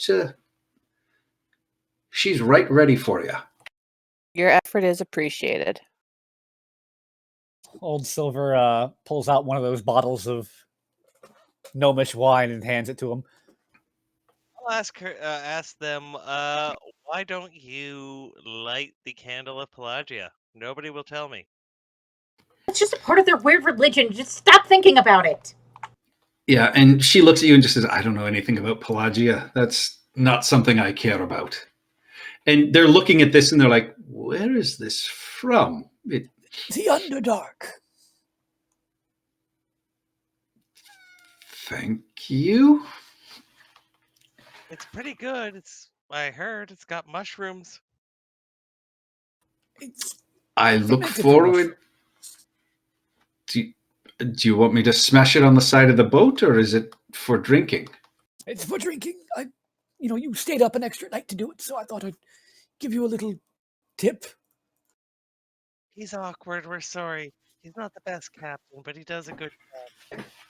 It's a fine gift. Certainly, I've never seen anything like it. I look forward to taking a tipple. The dwarf has done a fine job with the Ocean's Peak. Well, my team is ever resourceful, and it is what we're known for here in Orlambar, so always happy to be of service. And she points you off to one of the offices and just says, "When you're ready to depart, you can pay up, and we will have everything cleared for you. When do you expect to be leaving?" Tomorrow morning. Tomorrow morning? As far as Montauk knows? Sure. Yeah, tomorrow sometime anyway. Tomorrow. Wonderful. Is there anything else I can do for you?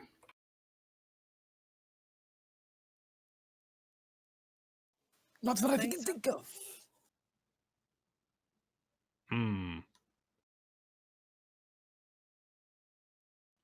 Well, if there's anything that the Saffron and Klein can do for you here when you need repairs, we're right here for you. Montauk will spread the word of your skill at shipbuilding far and wide. All right, so I'm gonna Always appreciated. keep an eye on where they're going because I might fly off in a bit and ask them something. I think Montauk is still holding on to Pavo.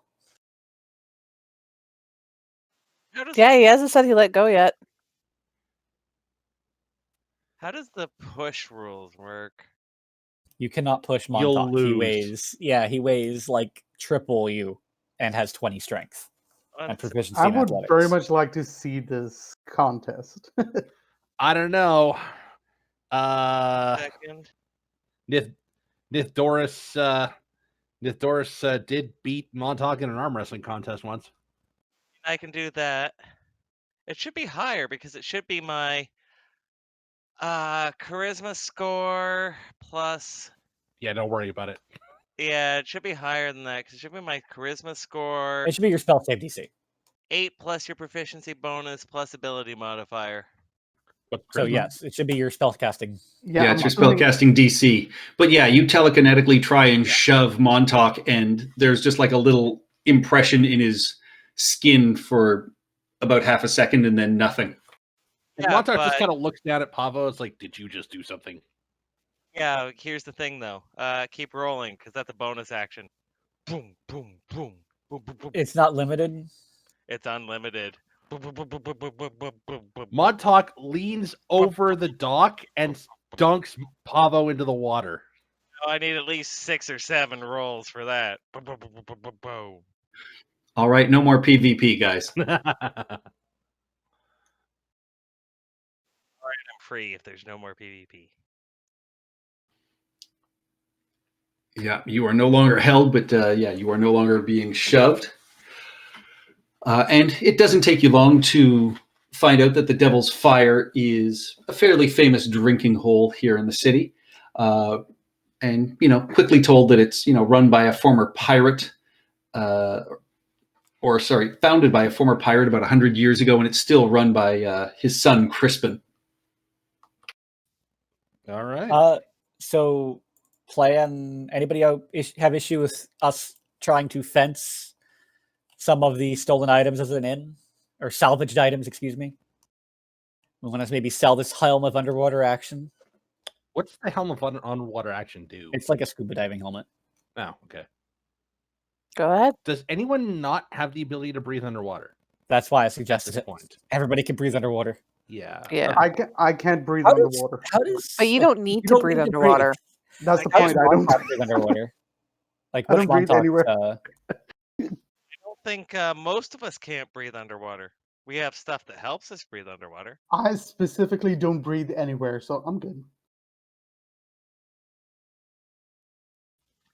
Yeah, Montauk's just gonna say, if you can get more gold, Montauk Well, wants gold. I meant more like as an in to this fence. Like show off. Hey, I want to sell this, but I need a fence. A 'Cause it's sale maybe for- not. This is trickery. Montauk does not approve of trickery, so Montauk will stay on the other side of the inn. I approve of trickery. What do we need to do? I've got the persuasion and intimidation. I've got my arm blade and intimidation. All right. Well, hey, we can use this as an in to the fence and hopefully get on the fence's good side. So yes, let's do this. I think Tiny Pavo's got the best intimidation, so We don't need to intimidate.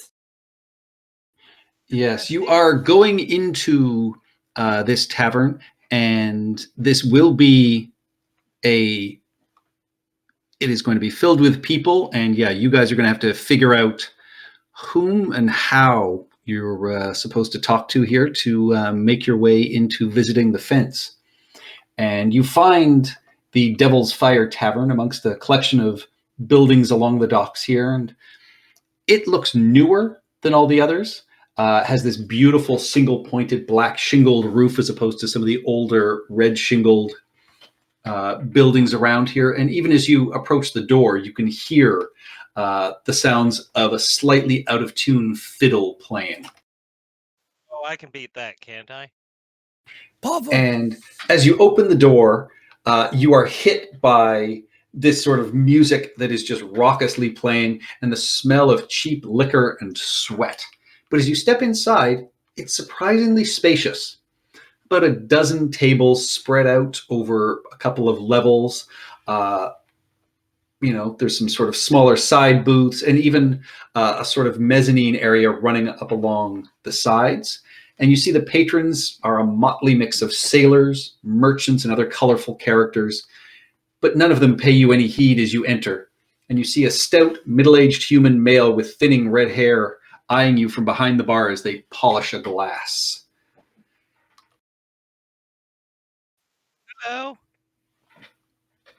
He sort of nods, and as you step in, you can see that, like, in the tavern right now, there is a dragonborn that is wildly playing this fiddle on top of this sort of small stage, and in front of him is dancing a massive Goliath, but they are confusedly sort of wearing the robes of a red wizard of Thay, and they have sort of arcane tattoos over their head. But yeah, they are just dancing joyously to this sort of music. You can see there is a young woman sort of sitting at the end of the bar, kind of making eyes with them back and forth. There's a trio of people over here that are playing some sort of dice game, and another of goblinoid-looking creatures that are sitting at one of the tables, sort of playing some sort of drinking game with a beautiful sort of mithril silver mug, and then a more well-dressed merchant-looking gentleman sitting off in the corner. Well, Pavo, being a bit abashed from everyone, will go and just start playing. Which is the one? Is it this guy who's playing? Yeah, he's the dragonborn who is playing his fiddle. All right, so I will go up next to him and I will try and slide in with my guitar and get this up a notch. I'm not trying to do better than them. I'm trying to enhance the performance so it's even better. God damn it. Yeah, and you start plucking and you're having a hard time catching his tune, and he just looks over you and just says, "Oh, come on, you can do better than that. I'm trying to get this Goliath laid here. We're working hard." All right, can I use that with an advantage? Is that a help check? It's more encouragement. He slows down to sort of help you kind of join in, and Try again? yeah, you can try again. Oh, God. It's a little bit. Yeah. At this point, he just kind of shakes his head and he's just like, "Oh, what happened to your fingers? You need to warm up and do some scales, my friend." I will sit back and do backup for a bit. And he nods as that happens, and he then, joyously starts fiddling loudly again. All right, I will be right back. Montauk's going to slide up to this table, just sort of observe the scene on the dance floor in front of him, and just sort of wonder, what the fuck is he looking at? Because Montauk has been to Thay very briefly, but he has been to Thay, and this is not something you normally see there. No, and as the bard on the stage is looking at Pavo, he just says, "So, what did the grape say when it got crushed?" "Nothing. Just let out a little wine," and laughs and smiles to himself and continues playing. Give me a perception check, Montauk, as you are watching this wizard Goliath dance. Yeah, I mean, they are dancing and moving and, clearly making eyes with this sort of young woman at the end of the bar, and that's about all you can pick up. Like, he is very openly dancing for her. Okay. And this is a Goliath. Yes, this is a Goliath. Montauk is not a dancer. He's also not about to, horn in on anyone's game here. But he has to know. As this Goliath is dancing, he just sort of says in giant, "Are you a Goliath of Thay?"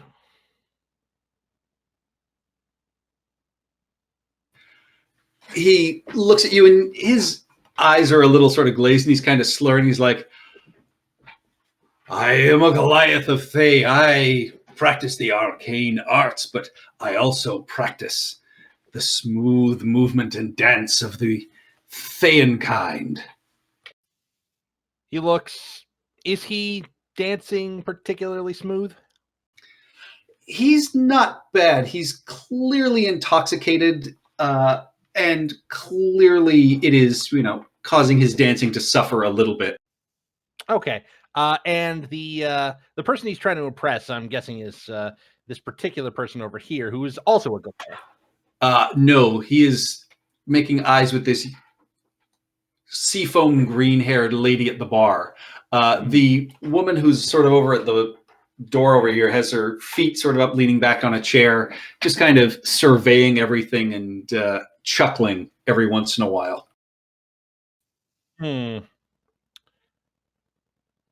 Montauk says in giant, "Favor for a favor, friend." Roll me a persuasion check. Ooh. Fuck all. I'm a little busy. You try and you help me win the hand of that fair maid. I'll trade you a favor, boy.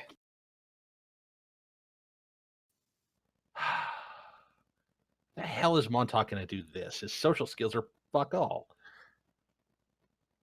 Lose a Let fight. me show you how to make this Nashville hot chicken dip. Yeah, he could do that. Oh wait, his deception skills fuck all too.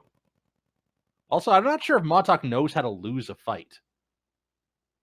He lost the fight to that squid man. Just That was pretend. Just pretend it's fine. That was a tie. And Montauk will get up and just sort of lay his hand on the Goliath, on the dancing Goliath's shoulder and say in giant, "We pretend to fight now. You shall win." And he kind of nods and says, "It's a Goliath dance off! For the honor, we dance!" Oh my god. Damn right. Oh, let's try and drop the baseline. Montauk was not prepared for a dance fight. Baseline. Oh! Please tell me that gives Montauk inspiration. I will say that absolutely will give both of them inspiration as, this Goliath turns to you and, basically serves towards you, Montauk. And he is dancing. It's almost, what is the...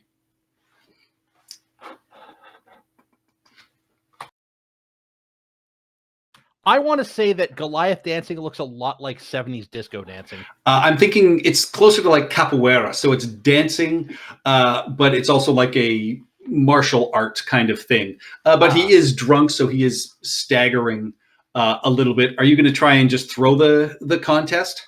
I'm going to try to make it look good, but yeah, my goal is to essentially make this drunken asshole win the dance off. Give me a deception check then. All right. if this is where the advantage... or I will let you. You can go with the performance, but yeah, it's a performance is trying to look good but faking it. All right, 12. All right. Yeah, it's passable, and I mean you dance awkwardly at best anyway, and so you perform. He gets up to sort of dance, and then he sort of yells at both Pavo and the Dragonborn Bard to sort of declare the winner. It's not done yet, and I will increase the tempo and cast what you call it on Bardic Inspiration on Montauk, so he's got both now, so he can fail super hard for the second round. Hey, there we go. Should I do another performance check, or can I keep the baseline? No, you going? can keep the baseline and the music, and yeah, you and the fiddler are currently in tune, and he is just like laughing and slapping your back. With a fiddle and a bow. That is impressive. Oh, he's got a oh wait, they don't have tails. It's like percussion, but on your back. Well, he's fiddling. That's the confusing part. He's just that good. Yeah, it's amazing. All right, so fail this hard. With describe how you fail it. All right. Montauk's okay, so it's like it's sort of like if it's like capoeira, then there's a lot of like sort of spinning roundhouse kicks and people dodging well-timed sort of very florid sort of punches and hand motions and stuff like that. And Montauk's trying very desperately to like make this look good, but this guy is staggering on his feet and he should win this. And he realizes like he can't. So basically as he sort of dives in, he fake trips over the guy's foot and stumbles past him as he was about to basically fall on his ass. And so Montauk deliberately throws it first. All right, yeah. And with that roll and the Bardic Inspiration, yeah, it is very convincing and clear. And, this Goliath, sort of staggers and raises his arms and just says, undefeated dancing champion. And, sort of points, and you see the young one at the end of the bar kind of laugh and wink and sort of raise her glass at him. And he, slaps you on the back, Montauk, and just says, let me get you a drink, friend. That's thirsty working. Agreed. Oh, carousing roll. We're all going carousing. No. No carousing. And perhaps he will move over to here. And yeah, there's a pair of large sort of ales that are immediately kind of slid down the bar at you. And he, cheerses towards the woman at the far end of the bar and then to you and just says, what's your favor, friend? Perhaps the Thayan Goliath knows where one may find Feyru here. I've purchased items from her before, and I've heard she comes here, but I haven't seen her yet today in the tavern. But you're definitely in the right place, my friend. That is one success. Nice. Those of you upstairs at the table, the server has come around and taken your drink order. What are you guys doing? Well, not needing to eat or drink anything. I'm just observing the bar, pretty much. You don't sit in my bar without ordering something to drink. I'll order something to drink for him. What type of wines do you have available?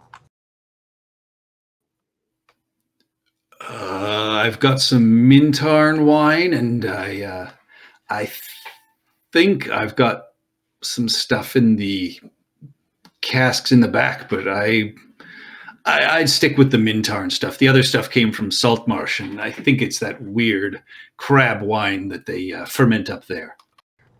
Do sea elves love crab wine? I don't know. Do you? I don't know. It sounds like something a sea elf would drink. What do you think, my fellow sea elf? I grew up with sea elves. Never personally had anyone drink it around me, but I'm willing to give it a shot. Old Silver, what do you think? Old Silver's down at the bar. You're on the same level. It's Pavo, Montauk, and the newlyweds. I down misread below. this map, yeah. Old Silver's like not associating with the dance party, Okay. but he is at the bar. You're at the dance party. This is literally where the dance fight happened. Yeah, he looked away from it the entire time. I don't know these people. No. What I'm saying is crab wine. Yay, nay? Sea elf thing? I holler Seems up. like a sea elf thing. Yeah, she's yelling at the bar across. No, to I'm not yelling. I'm just out of character. Do you think it would be like something for sea elves? Oh yeah, I totally. think so, yeah. All right, we will have some. Actually, we will have some of the crab wine. Well, all right. I'll Well, go. we're tap the adventurous. cat. Thank you. And yeah, in a couple of minutes, he brings you this golden-hued wine that smells pretty rank. And he says, "This is Salt Marsh crab wine. Please enjoy." All right, so I'm going to take a swig. Same. It's an acquired taste. It's not horrendous, but it is not normal tasting wine. Let me get my Ghosts of Salt Marsh out and see if there's an actual description of the flavor.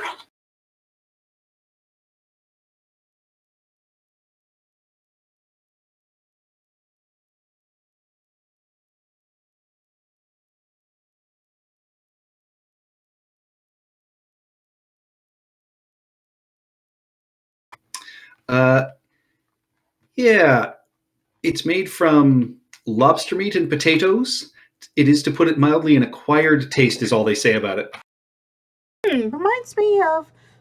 It's crab-flavored vodka? Pretty much. Hey, they have milk vodka in Mongolia. Why not? That's not vodka. That's just milk fermented. Says the guy who drinks Caesars, which are made with Clamato. Yeah, fair. Ooh, Caesars are gross. I have like 3 different versions. I have one with mango and chili. Is it good? I haven't tried it yet. Then you don't have it yet. You just No, it's know a right recipe here. for it. It's sitting in front of me. I have that and a sriracha one. So we are totally, when it's time for your wedding, we are totally going to bring down some Caesar mix, and we are going to whip up some for you.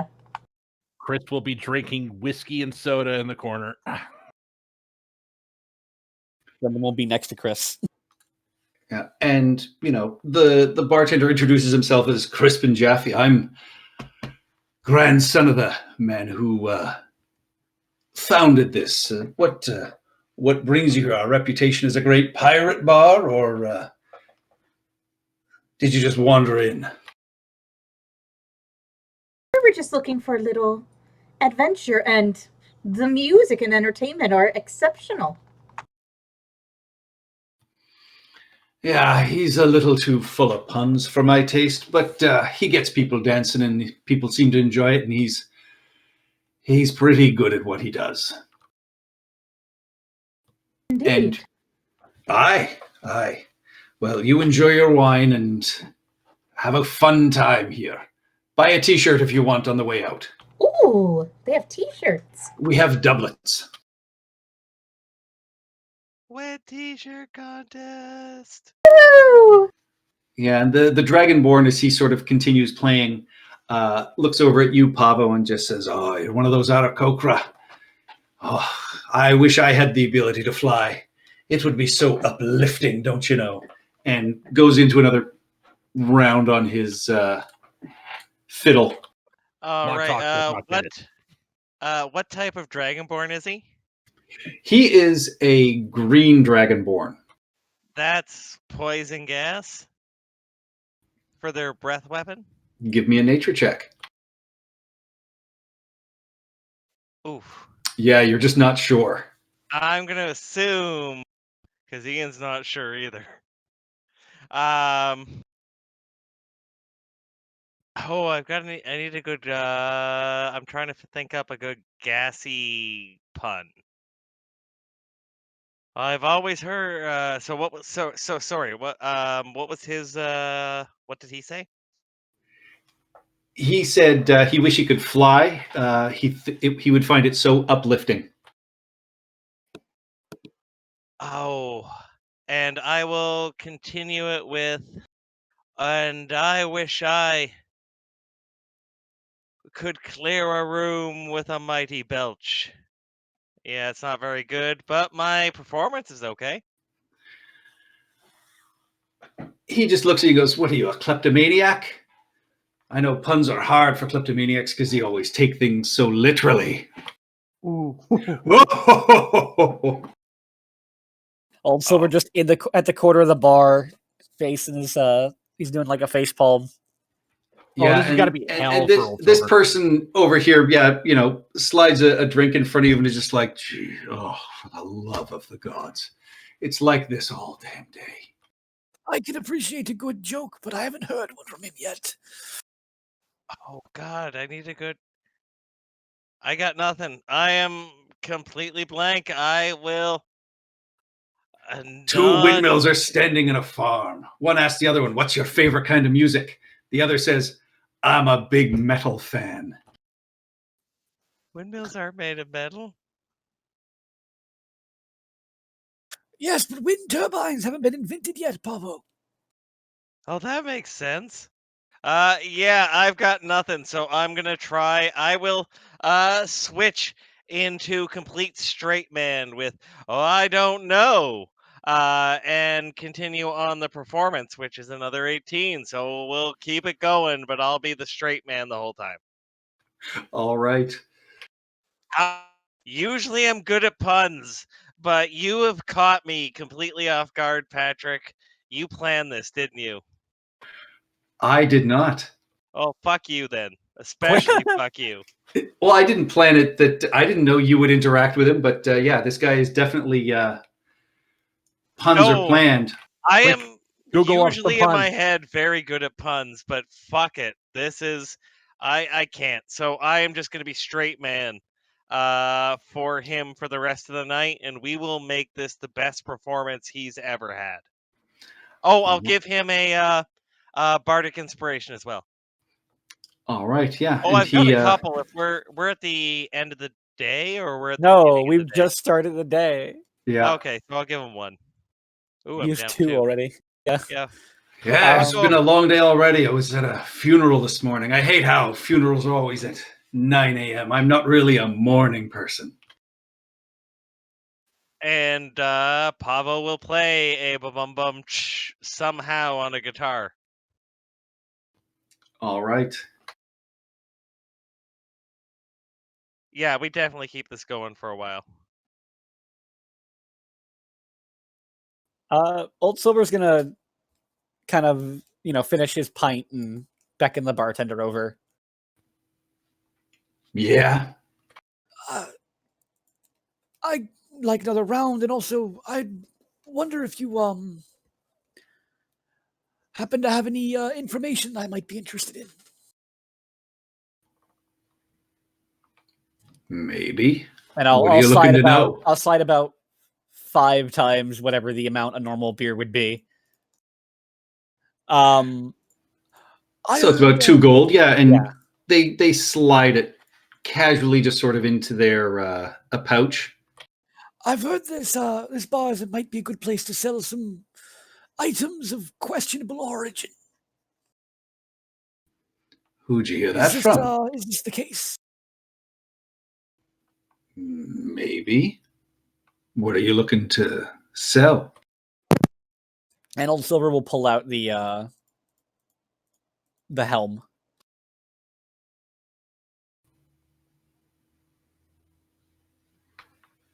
Where was that acquired from? Rather not say. It was salvaged, we'll say.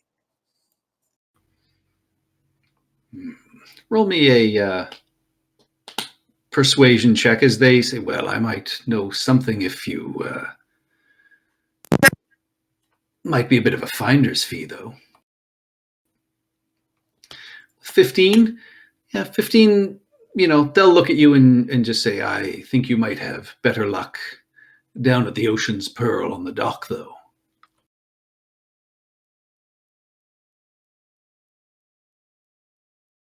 How much was the finder's fee? I thought the 15 was the finder's fee. Then I realized you were talking about my roll. Yep. The 15 is your roll. Oh, they didn't tell you how much their finder's fee might be. Old Silver will slide another 10 gold over. Is this enough of a fee for you?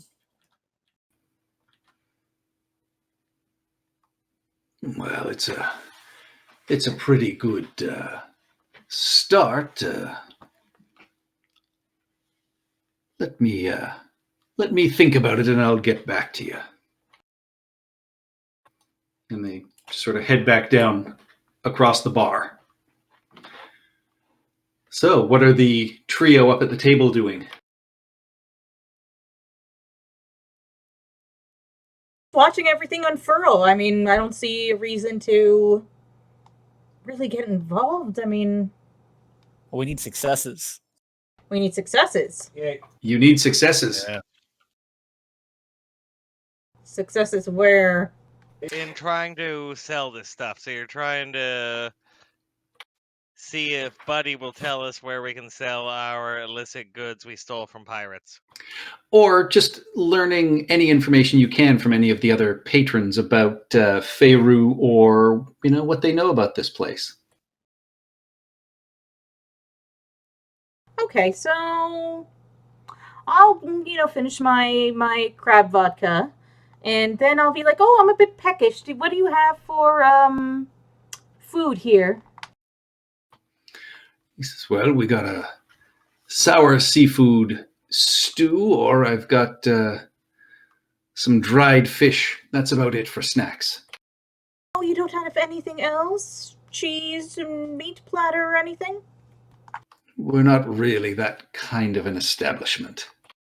Oh, what kind of an establishment are you then? A drinking establishment.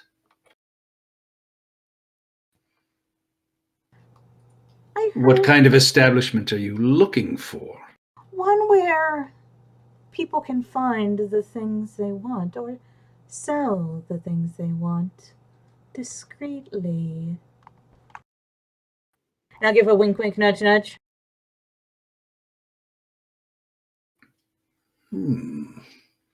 Give me a persuasion check. Boobs come to my aid.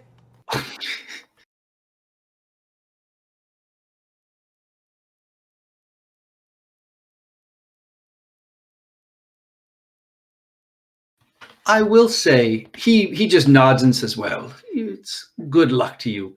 With your passive persuasion, as you're up at the bar, though, Rubel, you notice that this young woman is also wearing a religious symbol of Umberley.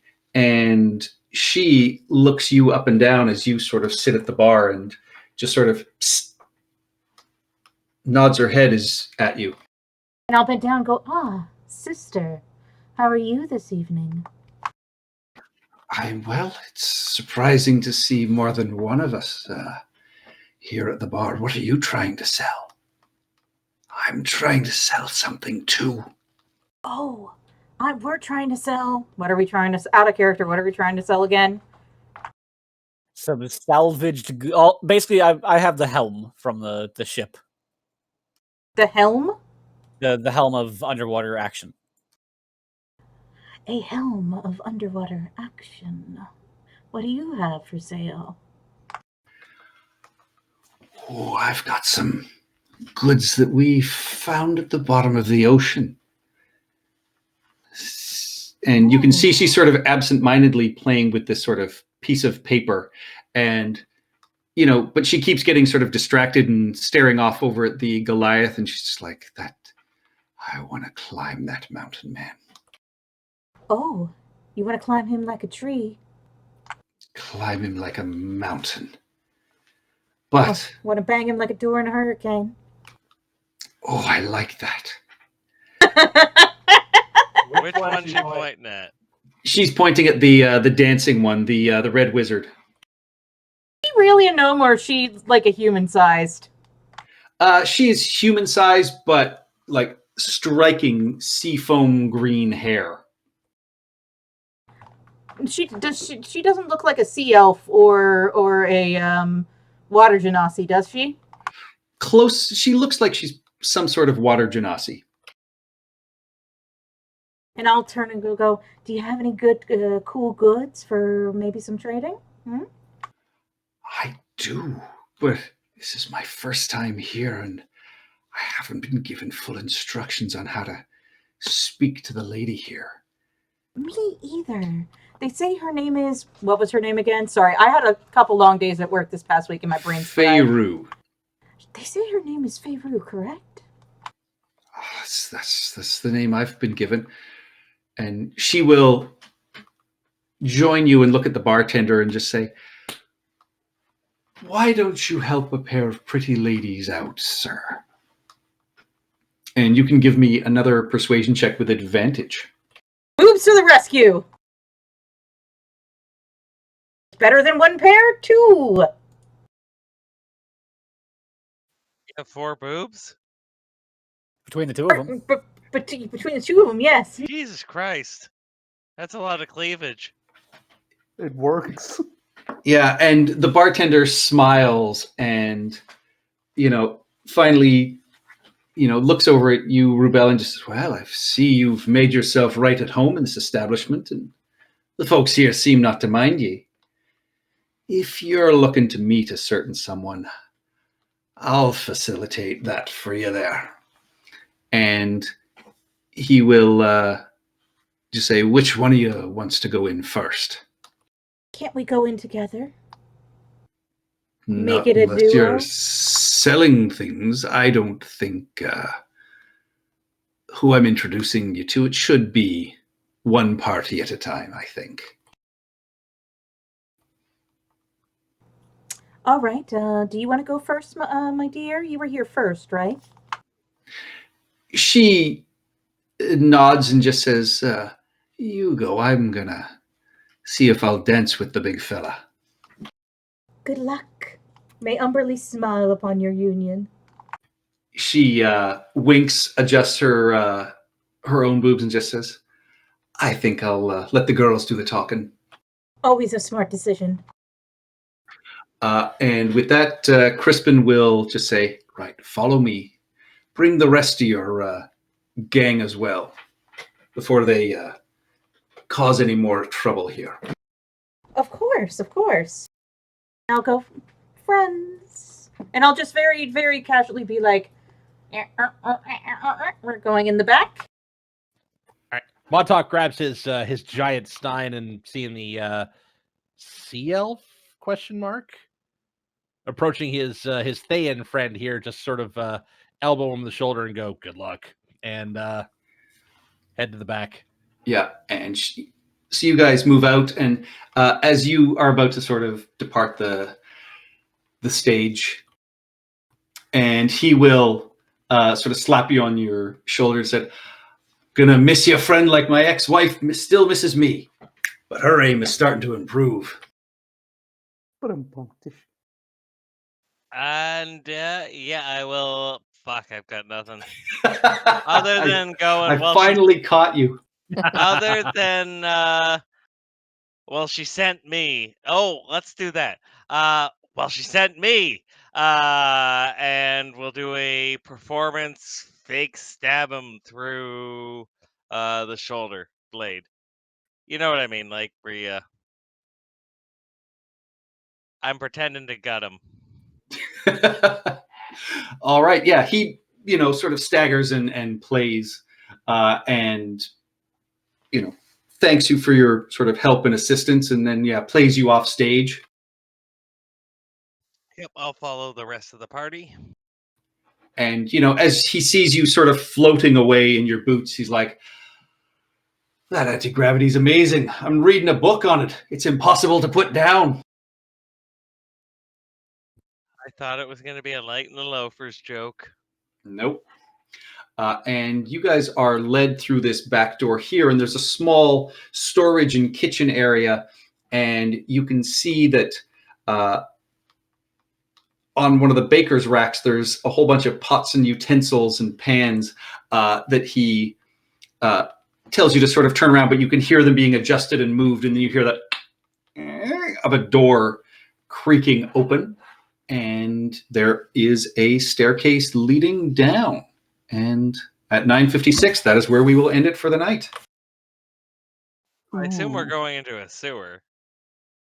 It does not smell like a sewer. There's a very well appointed set of stone stairs, and it smells dry below there.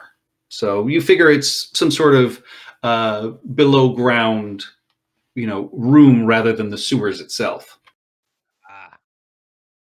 I thought about making it sewers, but decided against it. That was good. Mm-hmm. Oh, yeah. Hey, Montauk won a dance-off. I Lost- honestly lost had dance to. Montauk considers that a win. If we had filled all that treasure into the bag of holding and told Pavo to go drop it, I had thought about would Pavo run off with it and never have to worry about anything again. A lot of gold, but it's not that much gold. It's not live the rest of your life in luxury gold. He's wearing wondrous boots and he can fly. Oh no, Montauk would have, Pavo would have plenty to worry about. I mean, Montauk can't get off mountains, right? Montauk gets in a surprising number of places. Oh shit, there's mountains in Schult.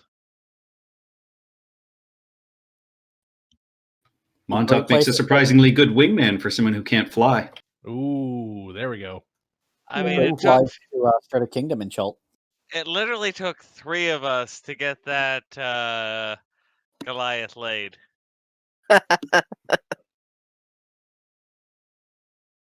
Which is actually one of the better skill checks we've ever done. I quite like that. Yep. Get that motherfucker laid. I'm in for that. All right, and with that, I will end the stream. Thank you all for watching. Bye-bye. We're not sexist. The other puns I had were